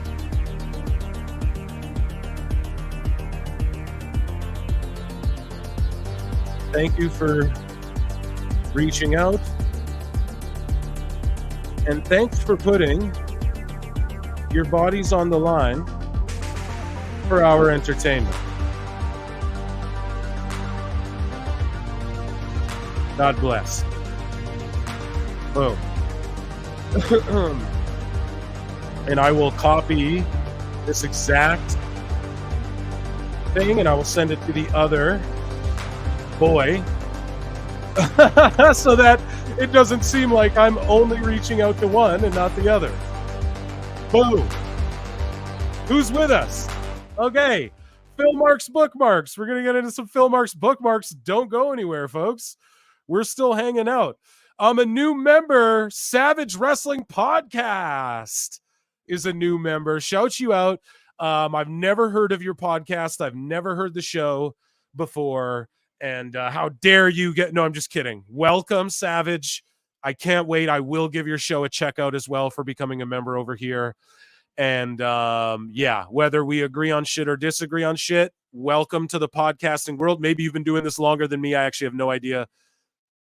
We all need to keep building. We're building something very special and unique and new here. So, sorry, this Joshi came out, Mina Arakara or whatever. I forget her name. She is fucking sexy. She's on, she's in Stardom. She comes out and she's like helping Mariah May. And now they're kissing.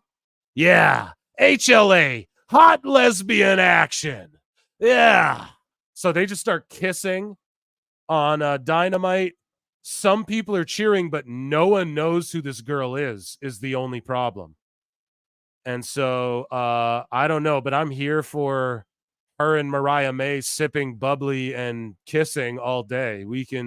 Now we might get 1 million viewers, folks. Oh, stop objectifying women and people. Fucking.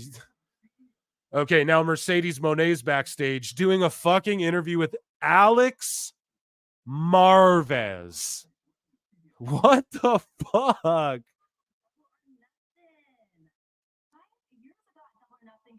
Mercedes is so fake, dude. Ooh, Double or Nothing. 5 years ago, history was made. 5 years ago, you were still in WWE. Fuck. Woody Allen comes in again. CM Punk posted mission accomplished on Instagram. Of course he did, because it was mission accomplished. Like, that was a fucking joke, dude. What a fucking joke. Someone tag me in, please, someone tag me in the Brawl. If you guys haven't, on X, at Pro Wrestle Times, please, someone tag me in the footage that dropped, if you don't mind. And say, like, the footage. Oh, yeah, I got it right here. Ariel Hawani says, with commentary. Oh, my God. Fucking Ariel Hell Walney, as Brendan Schaub would say.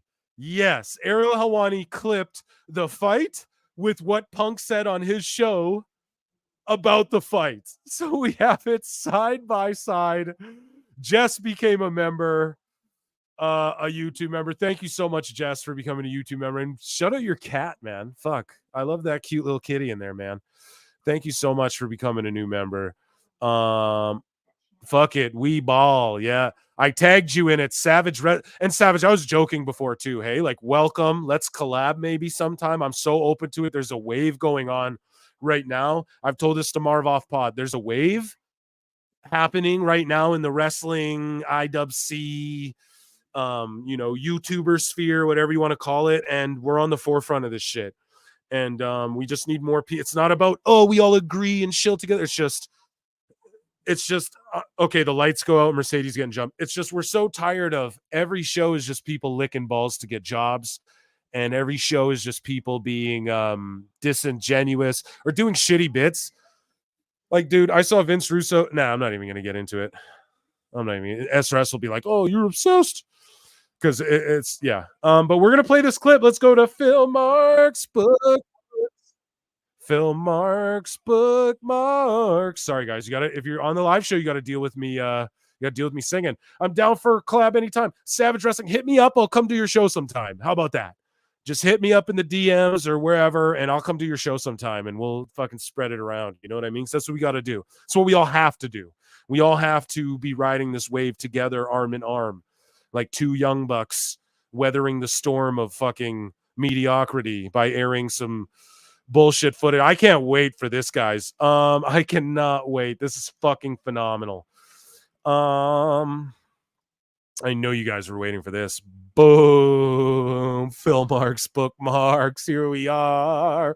Here we are. Round of applause for my bookmarks, folks.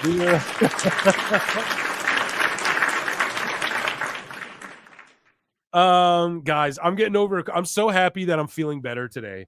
You guys give me 2 seconds, and I'm gonna grab a beer. Okay, I'm gonna grab a beer too. What? Yeah. And I'm gonna just give me 2 seconds. I'll play you guys some light vibes for a second, and I'm gonna grab a beer. I'll be right back.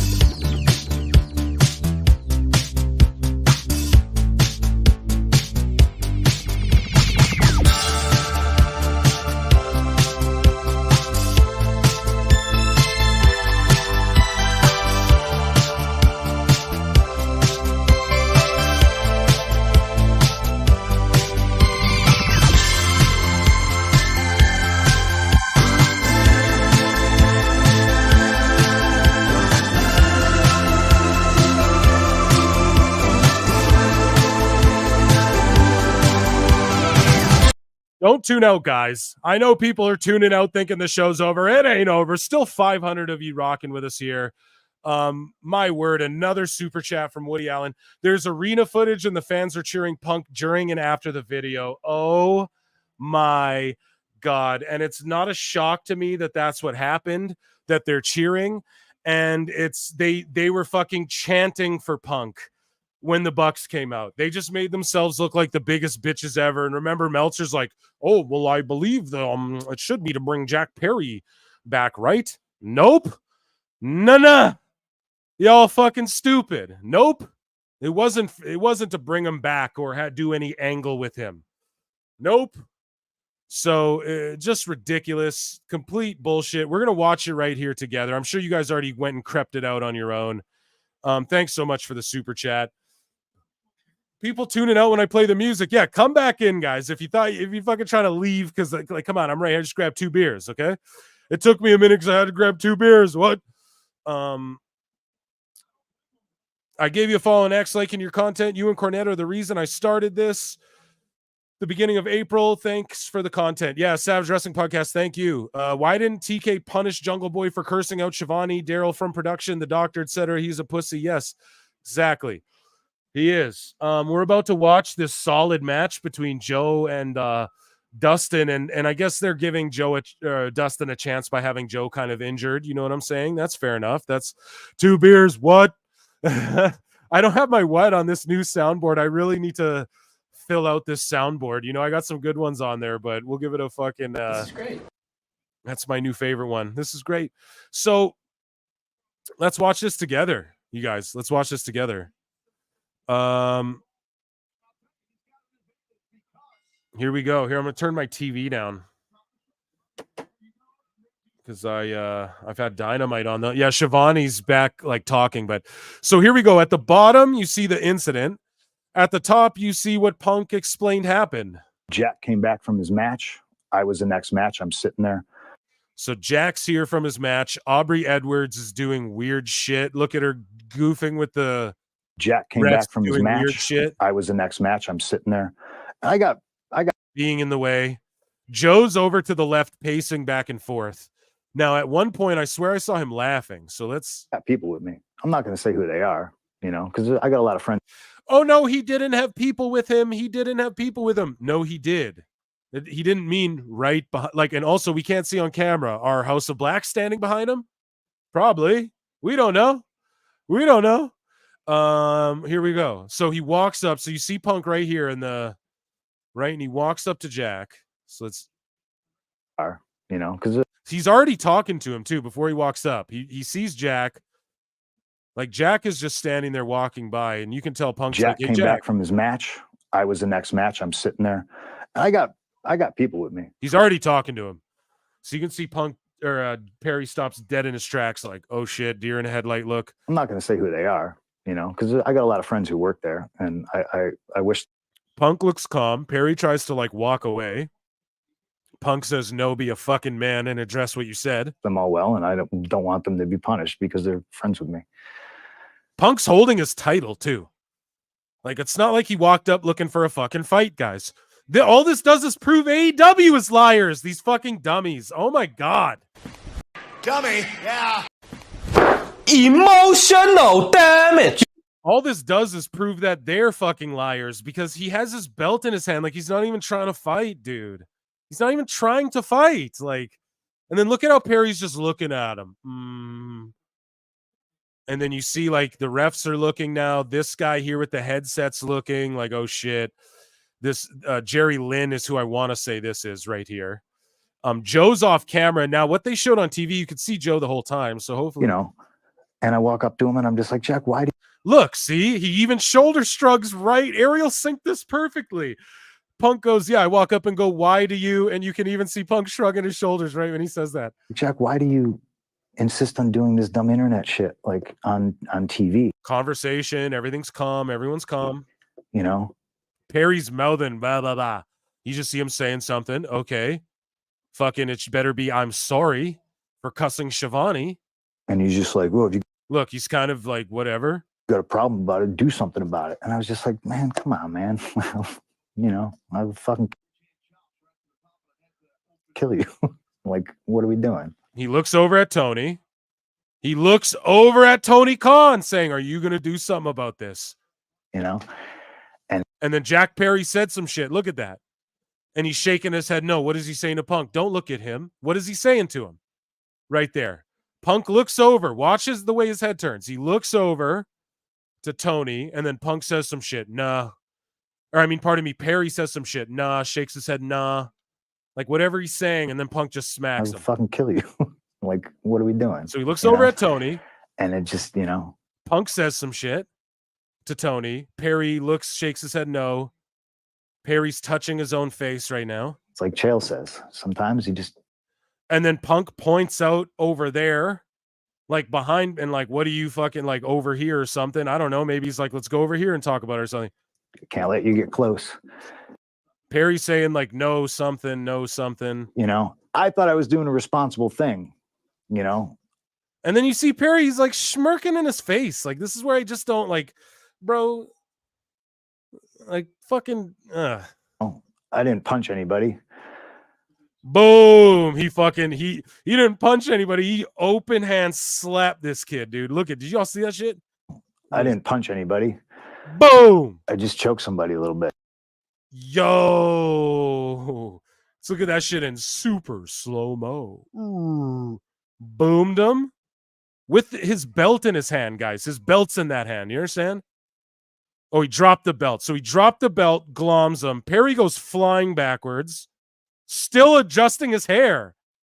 And then Punk's coming at him. Tries to grab him. Perry shoots a single leg. Punk bumps the table. Okay, so you're scared for your life, Tony, because of Jack Perry. He shouldn't have shot the double. He should have swung back. Punk catches him in a choke. That's just standard. Like, you know, Jack Perry don't know how to actually wrestle, so he didn't tuck his chin properly, and Punk just grabbed his neck. Joe comes flying in to grab Perry first, like, you fucking dumb mark. Yeah, Punk's straight. Now, let me break this down. Can you guys see my mouse? I'm going to break this down, dude. Punk's left arm and shoulder are draped over the head and neck. Punk actually does have a deep choke. That's either forearm, And if you see Punk's reaching underneath, this black lump here, that's Perry's top of his head. Look at where I've seen it. I watch enough shoot fights. I've been choked out enough in jiu-jitsu. I've choked enough people to know Punk has a deep choke in there. And you can see that his foot's not tied up anymore either. So Perry let that shit go. And Joe's pulling on Perry. So he's getting fucking yanked on and choked out like a fucking goof. This shit's hilarious. This shit is hilarious. I love being right, dude. Buddy, a little bit. Samoa Joe was there. Chokes him. He's getting choked. He's getting fucking choked out right now. Look at the ref breaking, trying to break. Now, do you see the ref's arm is he's trying to slide his hand to get separation between Punk's forearm, like where's the other side of his elbow and the choke, dude. Like Perry's getting choked the fuck out right here, dude. Told me to stop very fast. And they had to rip Perry out of Punk's grasp. Stop. And then I quit. And then he throws a punch. Meltzer, he was throwing a bunch of punches that missed, and all of his punches missed. I don't know. And then I quit. One punch looked like it missed there because they're all being separated. Quit. Okay. I turned to Tony and I said, "This." Okay, so now Joe is bringing Perry back, and Perry's acting like he still wants to fight, even though Joe's holding you back. Yeah, you sure? And then look at Joe just manhandle this fucking kid into the corner. Timeout. Look at Joe manhandle this fucking little kid into the corner. Timeout, buddy. Timeout.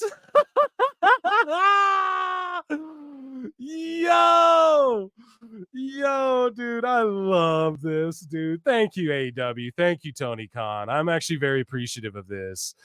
I'm actually very appreciative of this, dude. Oh my God. Here we go. I turned to Tony and I said, "This."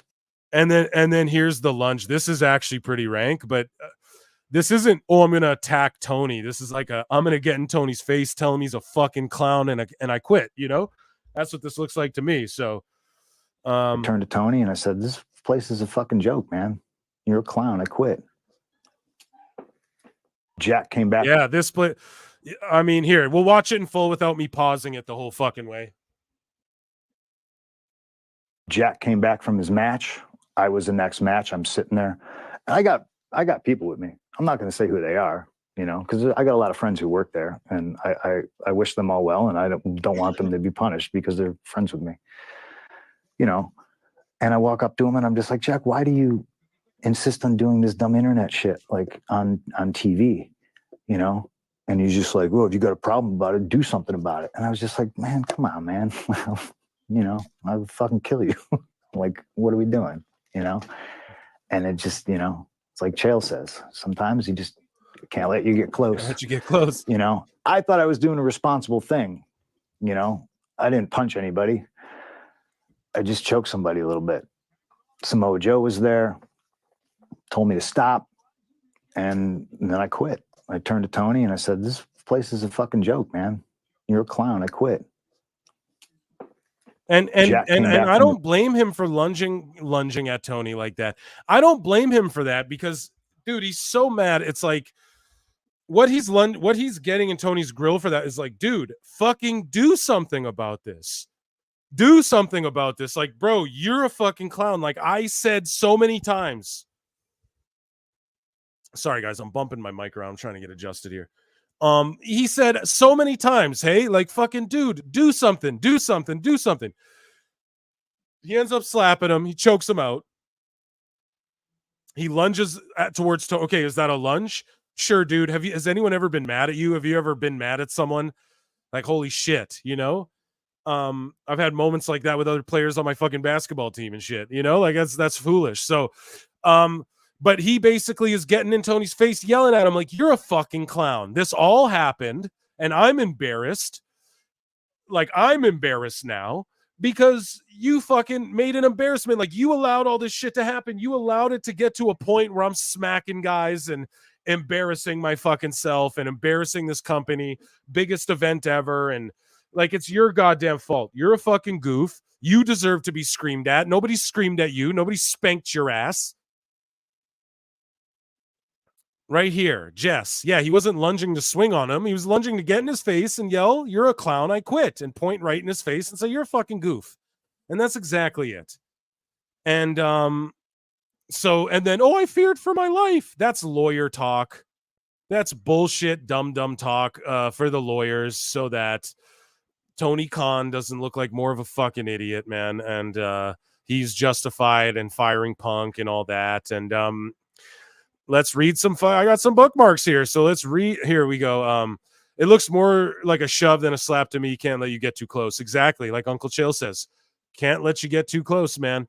Otherwise it's going to be a fucking problem. So we have some bookmarks here, which I want to share with you, good folk, PWT listeners.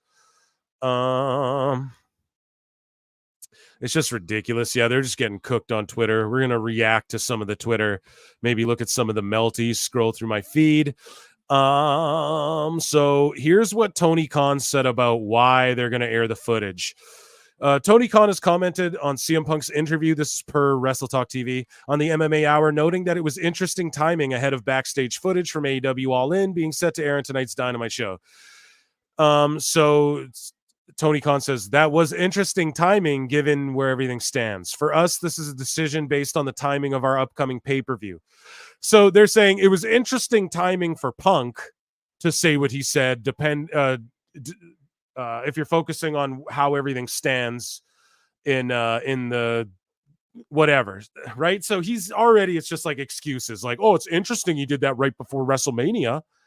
Like, it was already the biggest WrestleMania ever, Tony. They didn't do this. You know, alluding to you, Marks, didn't sell any more WrestleManias, okay? So that's just goofy.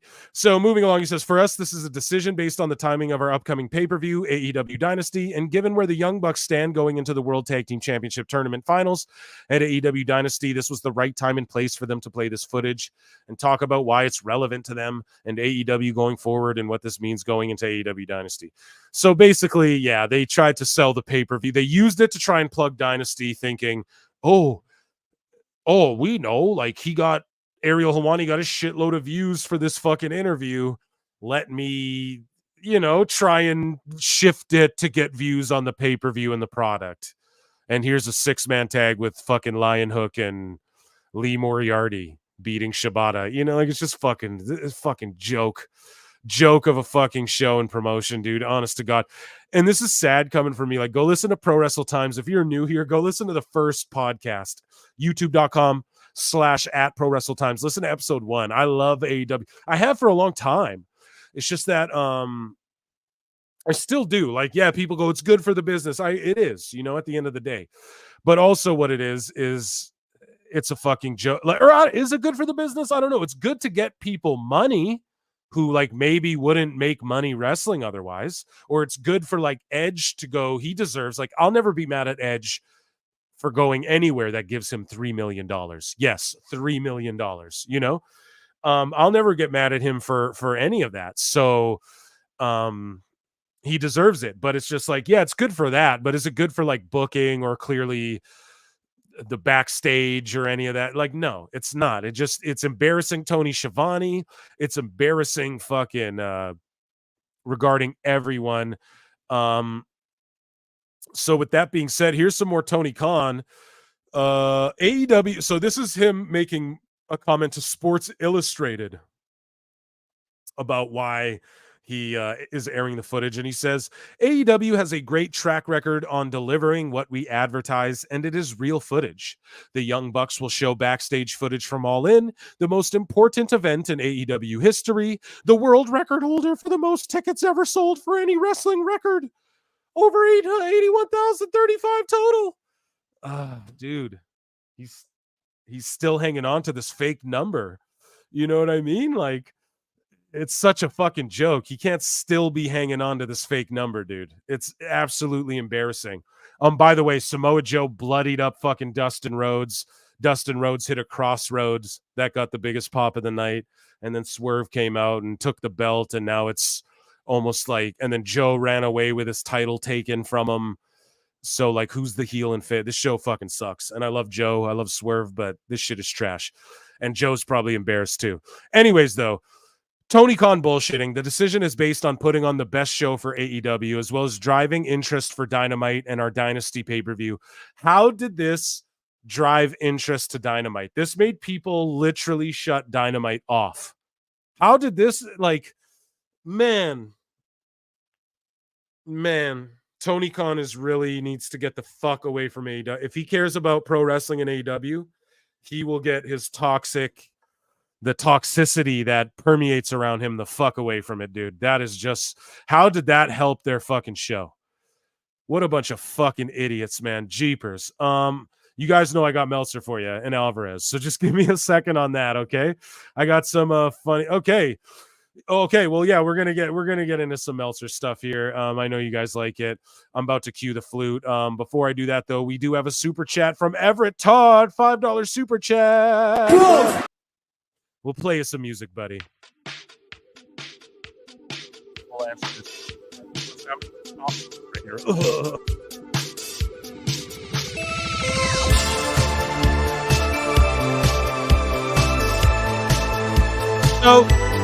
$5 super chat from Everett Todd says that TK never built his own training center and development program is telling.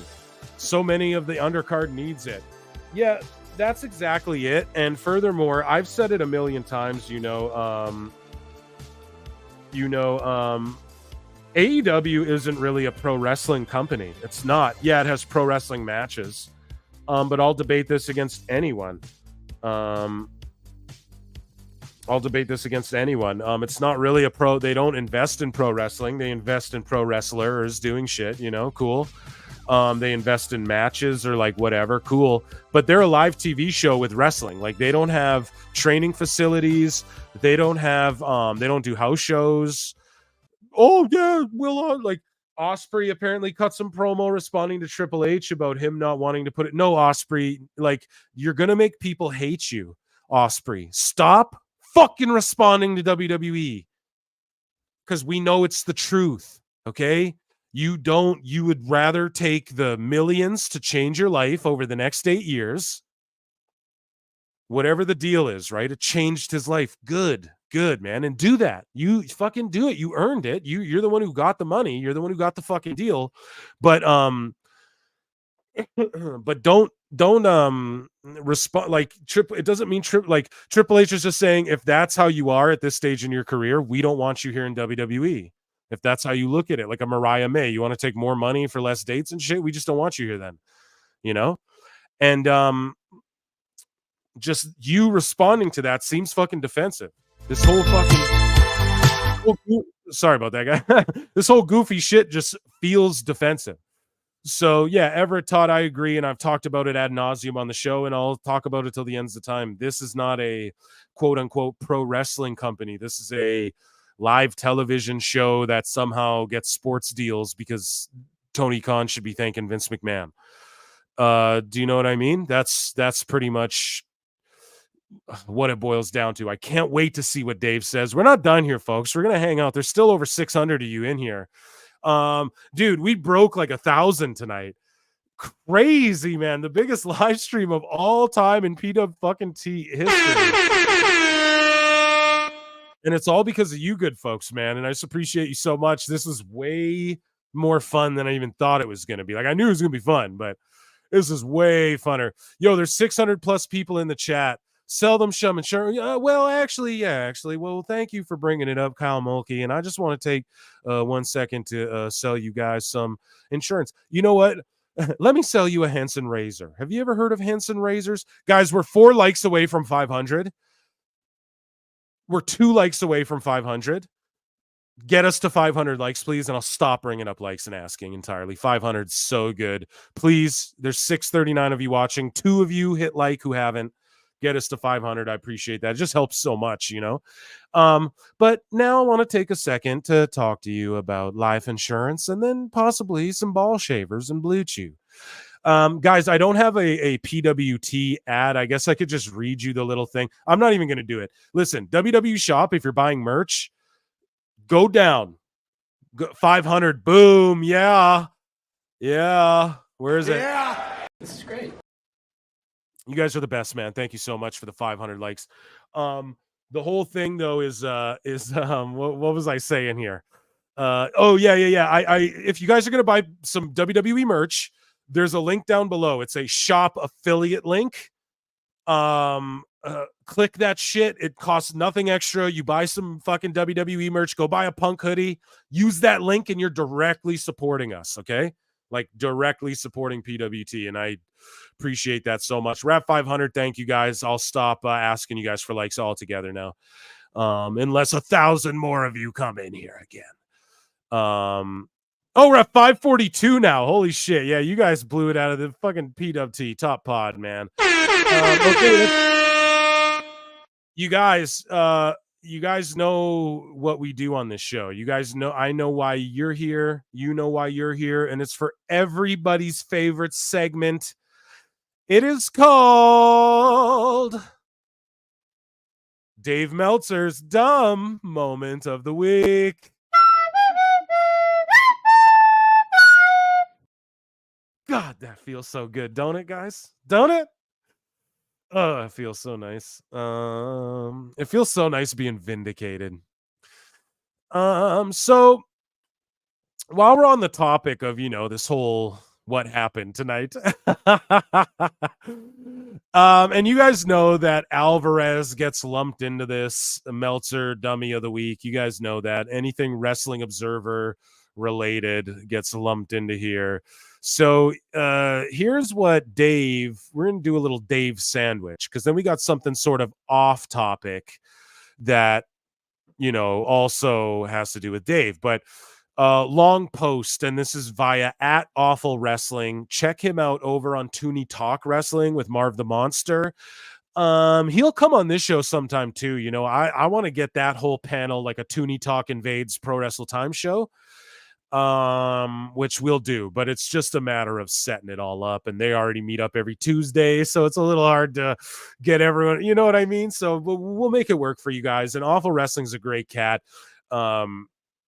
He's just a very insightful dude, very well spoken, and just very he'll sometimes say opinions that I didn't know I agreed with till I heard him say it. I go, yeah, this motherfucker's right. Anyways, though, Awful Wrestling says a long post, he says. So this is his opinion on it all, but I want to read what @Dave Meltzer said. So Dave Meltzer says, regarding the thing tomorrow with the footage, like the idea is that the footage will be building a future angle for the pay-per-view. How does this build a future angle for the pay-per-view? First off, dude, the angles are what build the story. You don't build a fucking angle, dude. Oh my God. And so Dave is he makes me so grossed out. I just feel gross. He's a future angle for the pay-per-view. So what's the future angle? Oh, the Bucks and FTR?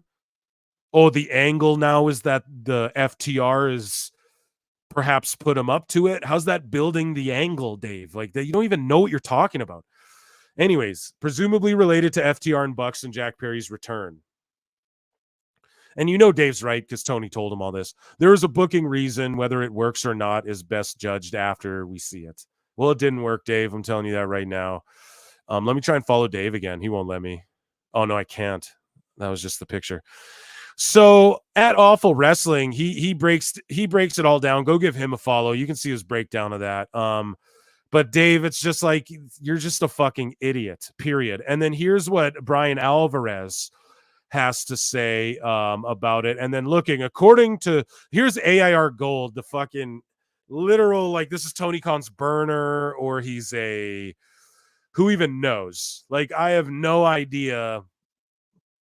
AIR Gold is I tweeted out to him the other day. I was like, Tony Khan could take a shit on your mother's head and wipe his ass with her hair, with her Sunday best, and and fucking you'd clean it up for him and tell him thank you. I truly believe that. So pardon me, guys. Let me drink some beer. Goddamn, I'm getting a little dry in here. What?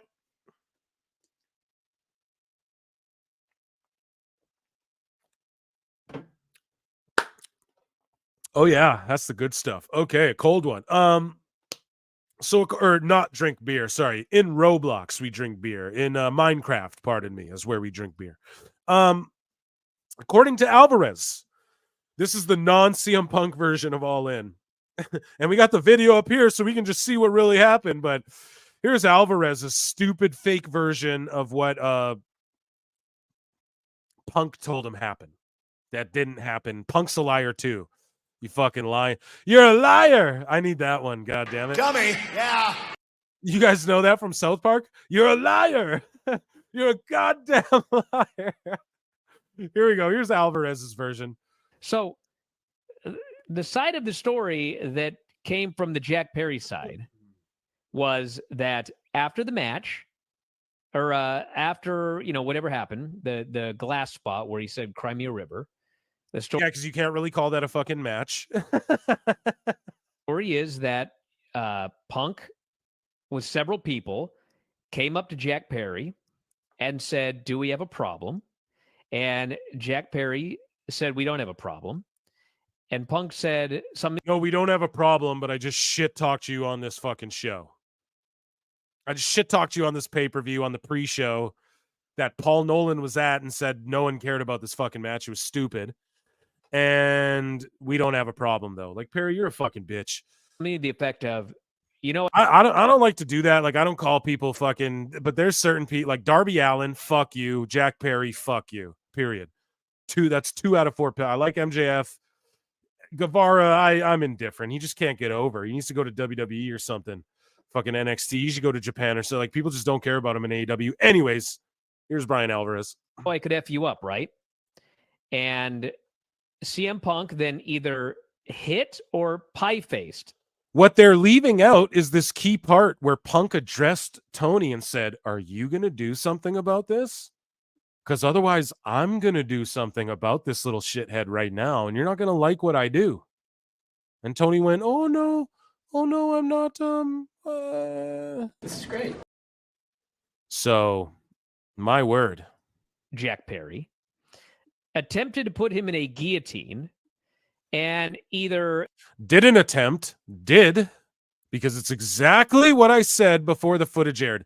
It's exactly what Phil Marks said. Huh. Weird. and Weird how I knew Perry was going to shoot in and Punk was going to get a choke on him. Weird. either Jack prevented the guillotine. Oh, did Jack prevent it? Or did that referee and Samoa Joe save him from having his fucking soul snatched and him waking up laying with his fucking feet up against the wall? You know what I mean? Jack prevented the guillotine. No, he didn't. No, he didn't. Or easily got out of the guillotine. Oh, really, dude? Where's that clip? I need that clip of Chris D'Elia going, oh, really, dude? Bro, he easily got out of the guillotine, did he?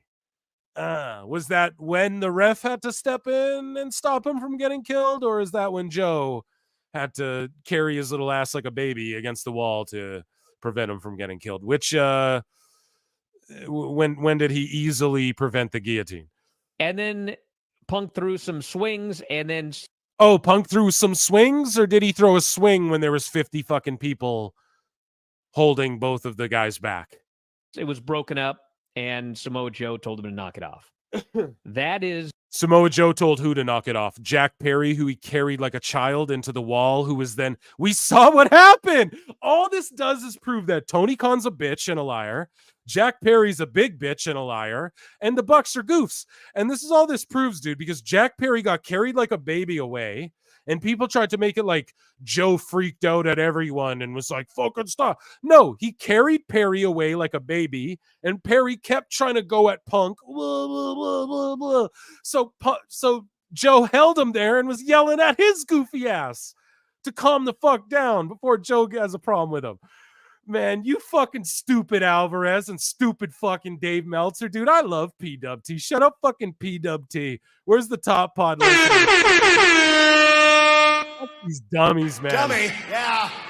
God damn it, man. This is why wrestling podcast, Savage Wrestling Pod, all you podcast, reach out, man. We're building here because this is why we got to build, man, because these fucking guys, they just spun this narrative the whole time and they just proved us all right. They just proved that they were lying the whole time. And we fucking were right. We were right. The top pod listeners were right. Everyone in the chat was right. Renegade Zero's right. Tony is such a fucking coward. How do you even let two of your superstars fight without jumping in between them? The video poke of doom. Emotional damage. Oh my God, you guys, this is better. This is actually better than I hoped. I'm not even gonna lie.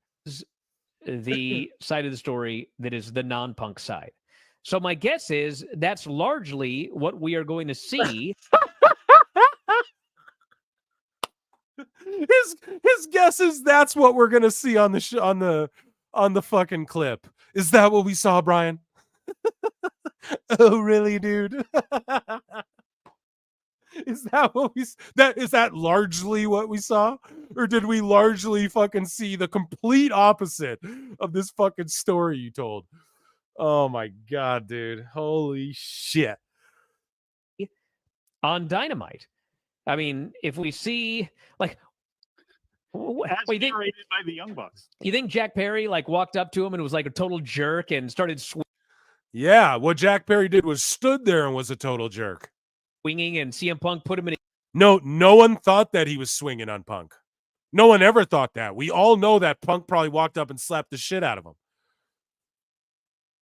Fucking Melvins.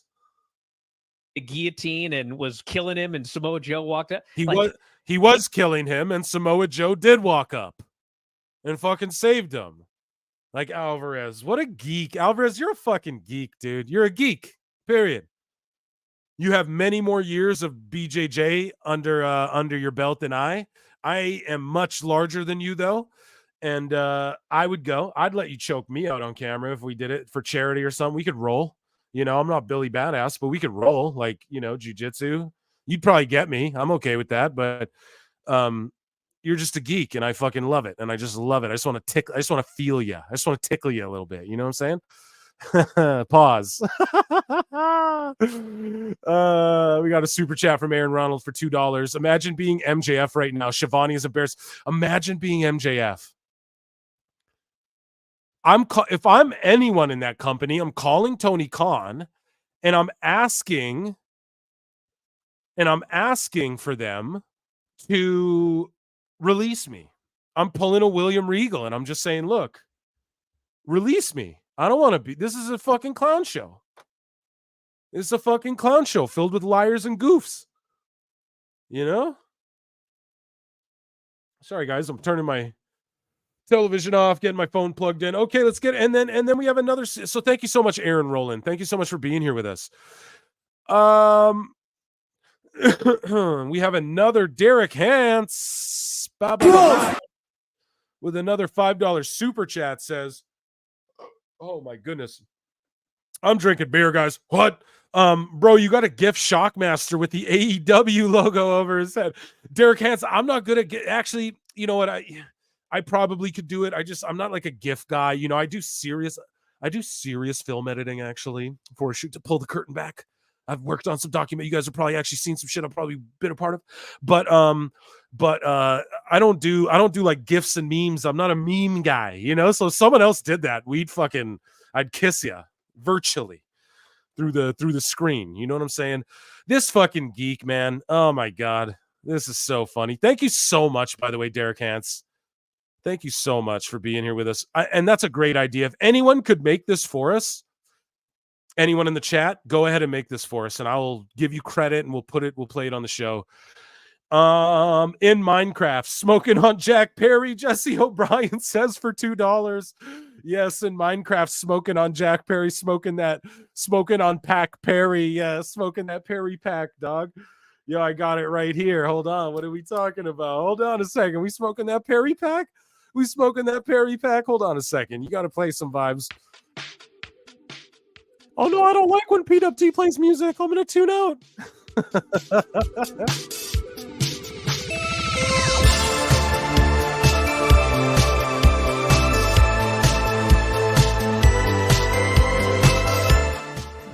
Smoking that Perry pack in Minecraft over here, folks. Jesse O'Brien, thank you so much for the $2 super chat, man. I really appreciate you being here. Ooh, got a little choked up there. Savage Wrestling Podcast says, I want to know how Cody Rhodes feels, but he's fucking embarrassed. He feels like Tony Schiavone and I do. I feel embarrassed for them, dude. It's embarrassing, and that's why. And Cody Rhodes doesn't bury them because legitimately, the Bucks are friends with Kevin Owens. Legitimately, the Bucks are friends with a lot of these guys. You know, legitimately, they are friends, and so Cody is gonna give Kenny and the Bucks love no matter what. Absolutely, you know. And hate on it if you want, say it's whack if you want, but ultimately, I don't blame him because he did start a revolution, if you will. But people saying the wrestling boom is because of AEW, I would say that I would agree, but I also wouldn't agree. I feel like we hit this weird time in history where us who loved wrestling so much are now we all have kids and shit. I'm not speaking for myself or some of you guys, but our generation all have fucking, or I don't know, in the chat, you guys don't have to tell us, I guess, but I don't know. I'm not talking on behalf of myself or other people, I guess, but I just mean our generation. There's a bunch of kids now that are legit of age now to where they can, I mean, I don't know. I'm not I'm 32, so I'm not fucking super old or anything, right? Boom, I just dropped my age for the first time ever on the show, I think. But yeah, I'm 32, so I'm not fucking super old or anything, but I'm sure there's people with who had kids when they're 25 that are now of age to go to WWE and want to see Cody Rhodes and John Cena and all that shit. You know what I mean? That's my assumption. So this is the real fucking boom, is really booming. And I think with Vince, he would have got caught eventually and he would have been gone and this boom would have happened within this time frame anyways. I truly believe that. What AEW actually, I think, did was help kill the indie boom that was going on. But oh my God, before we even, okay, there's 5 seconds left of this and then I gotta. If that's what happened, there is no footage of that airing. Okay, well, there is the fucking Alvarez. You were 100% wrong on that, you fucking dummy. Jesus, Lord in heaven. Alvarez talks more on this, but before we get into that, a $50 super chat from Mark. From a Mark, just like your boy Phil Marks here. Trying to play you horns, but it's not working, God. Here we go. God damn it, it's not. I'm so sorry. I'm trying to play. Here, we'll play you a clap. There we go. Yeah. What? Drink some beer for the air horn. $50. My word, man. My goodness. I'm going to get some real music on here too. You guys are probably sick of this fucking song. I love it. It gets stuck in my head. This song is beautiful. Shout out DOG Beat. Produces a good handful of the PWT shit you guys hear on this show. Is DOG Beat. Shout them out. For $50, Mark says, when Punk was asked if he could say what happened in the locker room, he said he'd have no problem doing so, but can't because of an NDA. Punk would tell the truth, and that's why AEW doesn't want that. People who have slam punked should be ashamed. Yep. Let's say it one more time. People who have slammed Punk should be ashamed. You're fucking right, they should be ashamed. You're fucking right. Alvarez, Meltzer, they should all... AIR Gold, you other motherfuckers. You know who you are. For real, because this shit embarrassed you guys. I can't wait to see WWE Real Ones spin on this tomorrow on X. Well, he's fucking seething right now. And you just raise a great, this is a great chat. We're gonna read it. When Punk was asked if he could say what happened in the locker room, he said he'd have no problem doing so, but can't because of an NDA.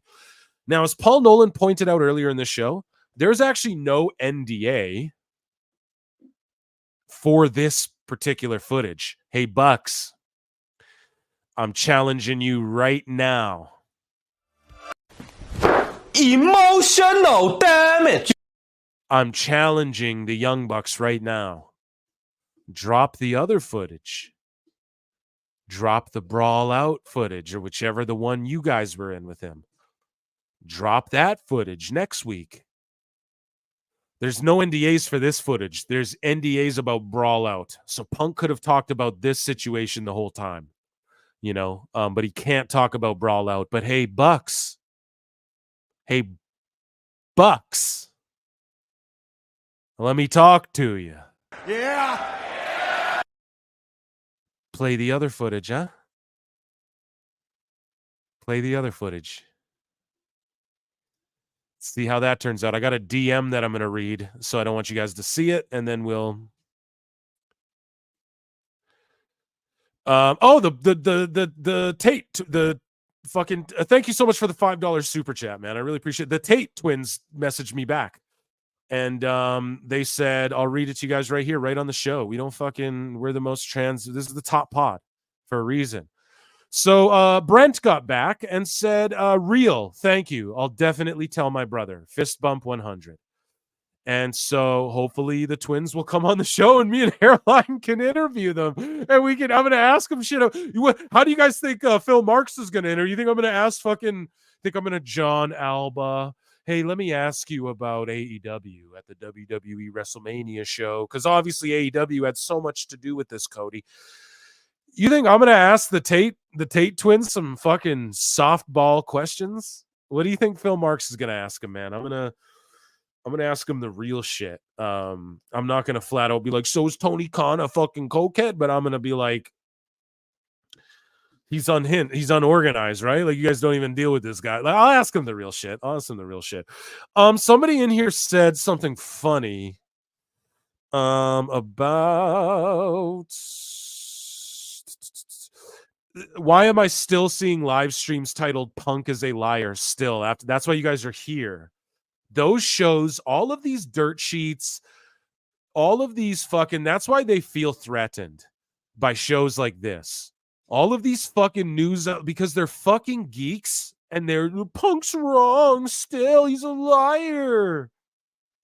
They're just all reading the script. If Punk looked like a complete pussy in that video, I'd have fucking told you guys. And you know that. That's why you're here listening to the best pro wrestling podcast in the world, bar none. Someone said something really fucking good in here that I wanted to read, and it slipped my mind. I saw it for a second in the chat, guys. I missed it, but it's okay. It's okay. It was just a random fucking comment. I'm just quickly looking for it. Yeah, who gives a shit? Let's go back to Phil Marks' bookmarks here. And but yeah, the boys just DM'd me and said, hey, yeah, real thank you. I'll definitely tell my brother. So hopefully they come on the podcast and I'll ask them the real shit. Don't for one fucking second think I won't ask them like the really real shit. You know what I mean? Because it's at, oh, and look, guys, look at what happened. Oh, wow, look what happened to Ariel. Don Stevens, he got Don Stevens. Ariel got Don fucking Stevens. Oh, this means I'm going to have to edit that chunk out of the fucking live stream where I just played it in full. Maybe not, though. But fuck you. I will, Don Stevens. Hey, I'll edit it out. Because everybody knows. Too late. You aired it on your own TV. Huh. Weird. You aired it on your own TV, but you don't want Ariel Helwani showing what happened? Huh? And Ariel showed it stacked up with his own content. So you just pulled down the MMA Hours content on Ariel Helwani's fucking Twitter? Huh?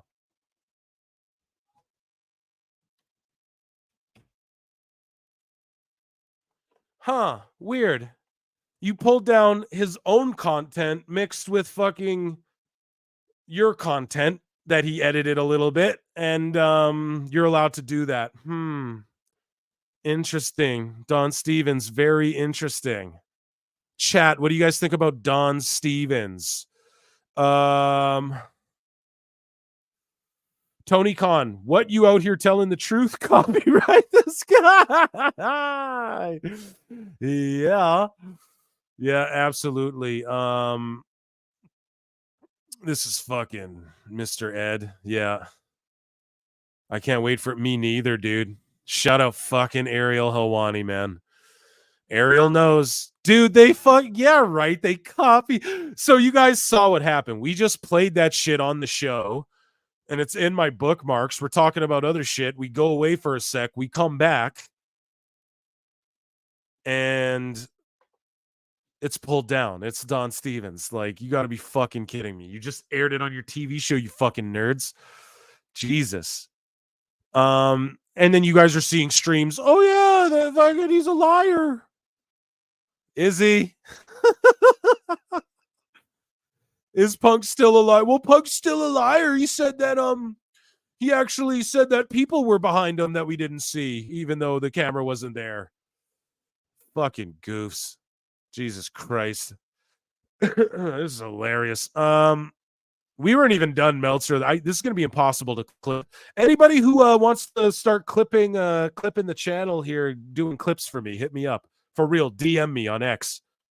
And anyone who's like, yeah, I'll fucking work with PWT and, you know, want to clip shows, and that's, if you know how to, you got to know how to do like Premiere Pro and Photoshop and that type of shit. And hit me up, please. It'd be awesome. Or if you're like young and want to learn, I can teach, you know. But yeah. Anyways, DM me at Pro Wrestle Times. So we got more though. Dave isn't done, man. Here's Alvarez. Let's hear what else Alvarez has to say. At Triple HHH Paul L. Great follow. Triple H's thoughts used to be Vince McMahon's thoughts, but obviously you got to change that shit. And yeah, fucking check him out. Give him a follow. And here's what Alvarez has to say. Continuing on about just, this is different. This is his thoughts on like what will it do for AEW to play this footage, right? So we now know they're done, they're toast, they're cooked. And the other thing is, I people have asked about this. Well, it's whatever, it's not 9 as it pertains to Khan. And Tony Khan is the guy that I feared my life. Anything in that video make anyone, man, woman, or child in the chat go, I would have feared for my life. Not like, yeah, it was scary, bro. Like, Joe freaked out. Like, that dude's a scary dude. When he, like, not even like that. Not even like, yeah, I was actually shook. I was actually scared because Punk really wanted to kill the guy. It seemed like, okay, we all have fear. No one's saying none of us have fear. Fear for your life? Anyone in the chat, would you have feared for your life? Anyone in the chat? No? Ouch, my ears. Is that me? Sorry, I'm fucking snapping. I'm snapping, Woody Allen. You're new here. You got to learn these things. Why does Alvarez have such... I think he's like a guest on someone's show. Hell nah. Yeah, good. Yeah. Here we go. Let's keep playing this. But like, yeah, it's Samoa Joe broke up the fight and wasn't scared. Yeah, he's a big, thick Samoan dude, you know?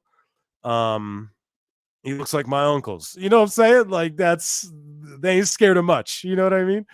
I ain't Samoan, but I'm Aboriginal, and that's, you know, same shit, different part of the world, pretty much. You know what I'm saying? Here we go. Which, of course, you know, CM Punk ridiculed that for the most part on the Ariel Helwani show.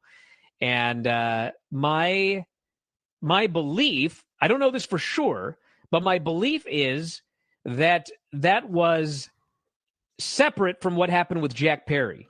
I don't know if it was like in a different place. So what does he say? Hold on.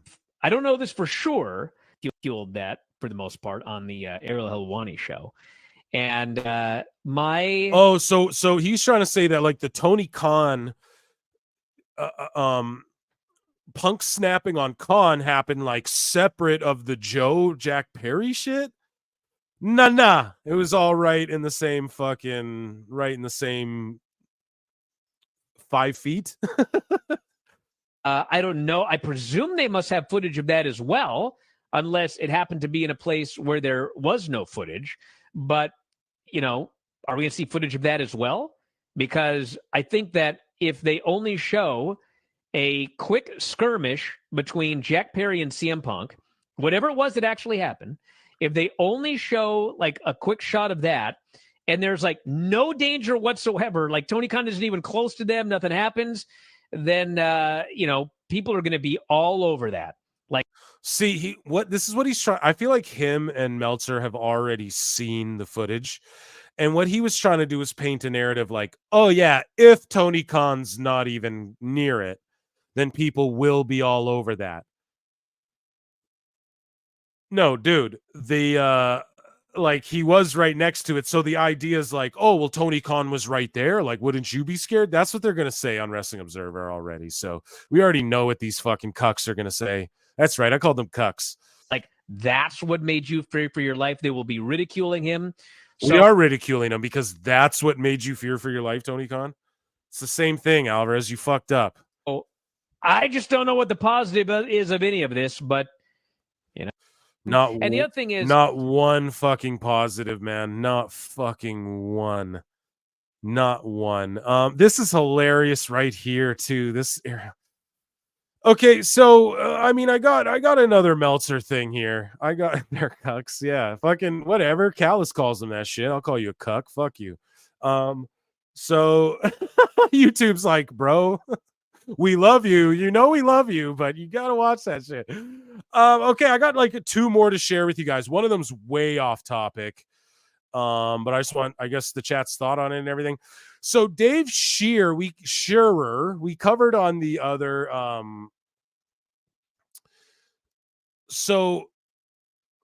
okay. Dave Shearer's like a reporter. And so what happened, we talked about it earlier on the show. What happened was this guy, so this is the Dave Meltzer dummy moment of the fucking week. Another one here. Do you guys want the fight? We'll play it. I don't care. We'll play it. We'll play it. You guys, I know what you're here for. So here's another one, man. And what happened was this Dave Shearer guy, he tweets out at Dave Shearer, here's today's edition of why Dave Meltzer is a clueless douche who has no social skills and must have a small package because he can't ever admit when he's wrong. He knows the whole story in his mind, but never reached to Mike PW Insider to see if it was true. # clean your office. Boom. So we covered on, I think, the last show or this show, I don't quite remember, how Meltzer said that I said Mike Johnson, but I think it was Dave Shearer actually. But just how Meltzer said, like, so this guy, what had happened was he wasn't at the media thing, and then Meltzer was like, yeah, this guy wasn't allowed or whatever. And then fucking, okay, yeah, it was Mike Johnson, I guess. Sorry, but he says, so what had happened was Mike Johnson tweeted out and was like, so Dave Meltzer goes on a show and says, this Mike Johnson should have been at the fucking media or whatever. And then Mike Johnson tweets out and goes, Dave fucking lied and told everybody that I wasn't allowed at the media scrum. He's like, but I went home to sleep for fucking night 1 because of whatever. He's like, I didn't sleep forever. So after night 1, I fucking chose to go home and sleep. And WWE was actually calling me and asking around where I was because I was supposed to be at the press scrum. And you're making up lies about why I wasn't fucking there. And basically this guy just called his ass out. So then the next day, Mike Johnson goes on to go, Dave Meltzer told me I should have come to him instead of writing something about what he stated about me. So just like what happened was Dave Meltzer stated some shit publicly on his fucking like news show about Mike Johnson. And then when Mike Johnson at PW Insider addressed it and said, Dave, I was there. I wasn't revoked a media or whatever. Like I was catching up on sleep and fucking whatever. And WWE is asking for me, Dave. There's a reason you're not in there, Dave. Don't fucking try and shit on me because you're not allowed in there. So then Dave then reaches out to Mike Johnson or says on his show the next day or whatever and goes and says Mike Johnson should have reached out to Dave before writing or saying some shit negative. But that's what the fuck you did about him, Dave. You went on your news show and talked some shit. And then you're saying he should contact you before responding to the shit you talked. Are you guys following this? Like, this is weird shit, man, that these guys do. Play the fucking flute. That's right. Meltzer can't ever say he doesn't know anything. He'll just guess. Exactly. Had to dip out right quick. Marvin started a stream talking about it. Oh, we should have got Marvin in here for sure. Maybe he'll hop in. We'll up after. But anyways, though,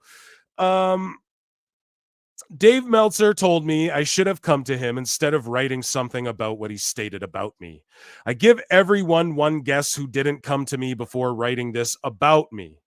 Quote, there was some controversy regarding the press conference last night as many press were not allowed in. Brandon Thurston was, but John Pollock and Mike Johnson were not. The WWE said that they only had limited space. Mike Johnson says, I was allowed in, but I was handed the wrong laminate and no one realized it until it was time for the conference. When they realized I wasn't there, they asked me to come back, but I was already on I-95 driving to my hotel. Yet according to him, controversy, which is really about one of his writers, wasn't allowed in the room, nothing more. I wrote what the deal was. Meltzer wrote me trying to say he was standing up for all reporters, etc., as if I ever need anyone to speak for me. He also told me he was miffed by my reaction. I simply told him to apologize or don't because the conversation was over. No apology from him, just doubling down. That will be the last time I deal with it because, as Mark Twain once wrote, never argue with an idiot. They will drag you down to their level and beat you with experience. Damn, that's a brilliant fucking quote. So Dave fucking, he talked shit about dude. Dude didn't like, and then Dave doesn't like that dude talk shit about him back. Didn't even talk shit. Was just like, you lied. That's not what happened. And WWE said there's limited space and that's why this guy can't come in. Dave, you're not allowed in. You're not allowed in there, Dave, because you're a leaky, you're a whiny little bleep. You guys already know. But yeah, it's just how much more like can AEW spiral? Do you guys know what I'm saying? How much more can these people spiral? How much more can we see cope? How much more? Yeah, I see Grapple Vision uploaded When Wrestling Gets Real, Punk versus Perry, and he's already got the footage. Shout out Grapple Vision, man. I fucking love him. But yeah, it's just like how can you, I don't know, man. It's just a shitload of cope. And how much longer can these guys continue to do this? Just spiraling out of control. Guys, the last thing that I got in my bookmarks here, I've been saving this one for a while. This is per at Meltzer Said What, and this is more dirt sheet weirdo stuff. David Bixenspan is having his annual post-WrestleMania meltdown and rekindling his feud with Denise Salcedo because she talks into the microphone too loud. And in 2022, she was on an NXT kickoff panel, which is basically high treason. So, I don't know, like she made it to it. This is Bixenspan versus Salcedo. Now, I just want your guys' thoughts on this. Bixenspan's a fucking weeder. I'm okay with Denise Salcedo. I know a lot. She asked dumb questions. I know a lot of people. Eric said that his Twitter was locked by a lawyer. Dude, if that's real, man. Renegade Zero. Dave Meltzer is so intellectually dishonest. Remember when he said that his inside WWE said WWE wasn't interested in signing CM Punk later. Punk signed. Yeah, they all do this shit. PW Insider in the wrestling news, Brian Last really did the wrestling world a favor by making that a daily. They absolutely did. John JD just says Russo is always melting down about her too. Denise is a bit of a ditz, but damn, she makes those weirdos mad. Russo is always, yeah. You're right. And you know, I don't have hate towards her. I won't give her any hate. But yeah, so Bixenspan, he's a fucking weirdo, but here's just him going off on Salcedo. So at David Bix, I'm sorry, I don't care that you enjoy hanging out with her at pay-per-views. You should beg her to learn how a mic works and stop yelling into it every fucking time she asks a question at a press conference, giving me a headache. I literally have to mute the TV to avoid physical pain. I'm not fucking sorry anymore for saying that WWE was trying to fucking manipulate her with the NXT pre-show booking. Okay, come on, man. Fucking, one person at Fightful likes WWE. And you're mad, Bix? I didn't say it would work. I said they were trying, and all you fucking brigaded me because you like getting pizza with her. Fuck you. So he's talking, I think, more about the media and the people there, because like I don't get pizza with I would, but I don't. So he goes on to say, never mind that. Then she turned out to be a narcissistic fucking weirdo who accused me of trying to ruin her life. Get over yourself. Okay, I don't know about all that. And then here, so she was on a kickoff panel, I guess. This is in 2022. So Bix rekindles this shit after this past Mania. Stop fucking yelling into the mic when Denise is asking a question, obviously. You've literally been called out by talent for doing this mid-press conference. I've heard stories of audio techs complaining about how tough it is to mix the show she's done commentary on. This is not a... Well, just fucking stop. Yeah, chat. What? Well, here, hold on. Does he have more here? Yeah, I fucking love this energy, but who are we talking about here? Rhymes with Sinise. Sinise Salacious is a good job name. We talking about the one who puts the stink into instant culture because she absolutely sucks at her job. That person, yes. The one who Cody begged to not yell until impressed her when she was wearing headphones. I don't know. I don't. I yell a lot. Yeah, boo-hoo, Bix, you whittle. Your whittle ears. Yeah, I don't know. Salcedo, I get it. She sometimes will ask like dumb shit, like when she asked like Big Show about Bray Wyatt and stuff, like just the awkwardness and the way she did that. Yeah, and I get it. Like I saw Vince Russo do a video where it's her and Sap doing this bit. They're trying to do a bit, and it's so hack and unfunny where like she's speaking Spanish. And then like Sap understands it, but then mutes her. And then it's so hack and cringe. Like I was literally douche chill cringing watching the Russo coverage of it. But like, who cares? You got to let people try their things. And Denise, I always thought she was okay. I mean, people simp over her. The marks simp over her. So she's good for the business in that regard. But yeah, Bix and Span having a full meltdown, like, bro, stop being clearly jealous that you're not the one allowed to ask questions on the mic because people think you're a fucking weirdo. Do you know what I mean? That's obviously what it is, bro. She's a girl. Chill. You know what I'm saying? SRS the hack, he steals all of his stuff from Tom Kalu. He'll just say we're obsessed, so I don't even like talking about this guy. Yeah, damn Bix, can you stop fucking whining? She asks stupid questions, but most dumb questions, but to be fair, most of them do. Exactly. They all do. They all fucking do. It's what they all do. Wrestling, Russ trying to send a link. I'm not sure what you're referring to, my good partner. But yeah, that's hilarious, man. And yeah, people are posting the footage. I'm sure everyone's going to get Don Stevens tier over the next day. We're going to see a lot of people posting, oh, this got pulled down, because this shit's posted everywhere. Oh, Bleacher Report Wrestling can post the whole thing. So they just pulled Helwani's down and got a lawyer on his account. Look, I got it right here. So Bleacher Report's allowed to share it. Oh, owned by Warner. Huh. So they're allowed to share it, but Ariel Helwani isn't. Huh. So Bleacher Report can share the footage, but Ariel Helwani can't make a video of both his footage and this footage without Don Stevens taking it down. Odd. There you go, guys. You see my tweet habits there.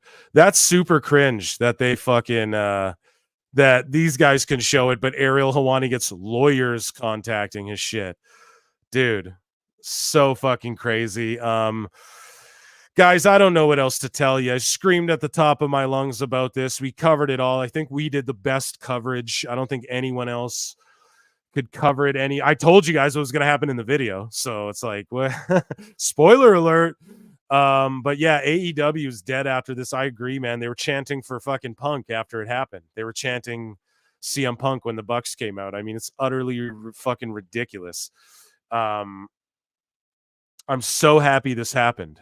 This was even better than Wrestling Russ is saying, hold up. I'm not sure what you're trying to get me to hold up here, buddy. I don't know. You're fucking fishing us or what? What are you doing? No, I'm just joking, brother. They talked about the footage, like the world needs to see this, and now that they didn't get the reaction they wanted, they don't want anyone to watch it. No, it's exactly right. And yeah, now what? Ariel can't show the footage spliced with his own footage, but you know what I mean? But fucking everywhere else can show the footage. It's just a joke. This is a joke. This was a joke. Like I it's just like I can't even ever watch a Dynamite again after that. That's how seriously fucking stupid that was. And now they see, they picked like Jack Perry and what? He's not even on AEW TV anyway. So it's all foolery. It's all fuckery. It's all chicanery. It's all nonsense. That's the video I was talking about. The crowd is chanting CM Punk. Yeah, dude, they're chanting CM Punk when the fucking Bucks came out. They popped the biggest in Dustin Rhodes' match for the Crossroads. It just tells you everything you need to know. And yeah, Excalibur was there just being a fucking spineless stooge. We knew it was going to happen. Either way, guys, man, we had a crazy stream tonight. I want to thank you all for tuning in. A round of applause to all of you. You guys, if you aren't, hit that subscribe button at Pro Wrestle Clips. That's where all the clips pop up. If you want to check out the live show replay or see anything you missed on the show or recatch any of your favorite moments, the live show replay will be uploaded at Pro Wrestle Times channel on YouTube. That's the long form content. The regular podcast is up there. The live show replays get uploaded there. If you just like clip form, you go to at Pro Wrestle Clips, obviously. And that's where clips of this will be. I don't even know if I have to clip this episode. Honestly, it's all one mega thing. Maybe we'll clip the initial reaction or something. But either way, make sure you check out PWT live shows. This was a special one. I'm going to start going live with you guys more and more and more. Like just randomly sporadic when there's big events like this, ones that I'm not going to announce. And I'm going to start gaming with you guys, some retro shit more and more. But also PWT live show Saturday night is a go every Saturday night, unless something comes up. You know what I mean? It'll be every Saturday night as the regular PWT live show. But I'm going to start coming during the week and weekdays with you guys just to do some gaming stuff and coming with you guys. Showing up for you guys to do some. Sorry, I've had a few beers. What? 1, 2, 3 beers. Guys, thanks so much. I've been your infallible host, Phil Marks. You guys have been the greatest fucking pro wrestle podcast listeners in the world. This was the premier coverage of the whole debauchery that went down. I thank you all so much for tuning in. Until next time, keep your ears peeled for PWT podcast episode 59 coming soon. Hopefully the Tate twins will be on it. And guys, thanks for tuning in. And PWT live show Saturday night, make sure you be there, guys, for more of content just like this. Thank you all so much for being here tonight. I appreciate you all. Peace.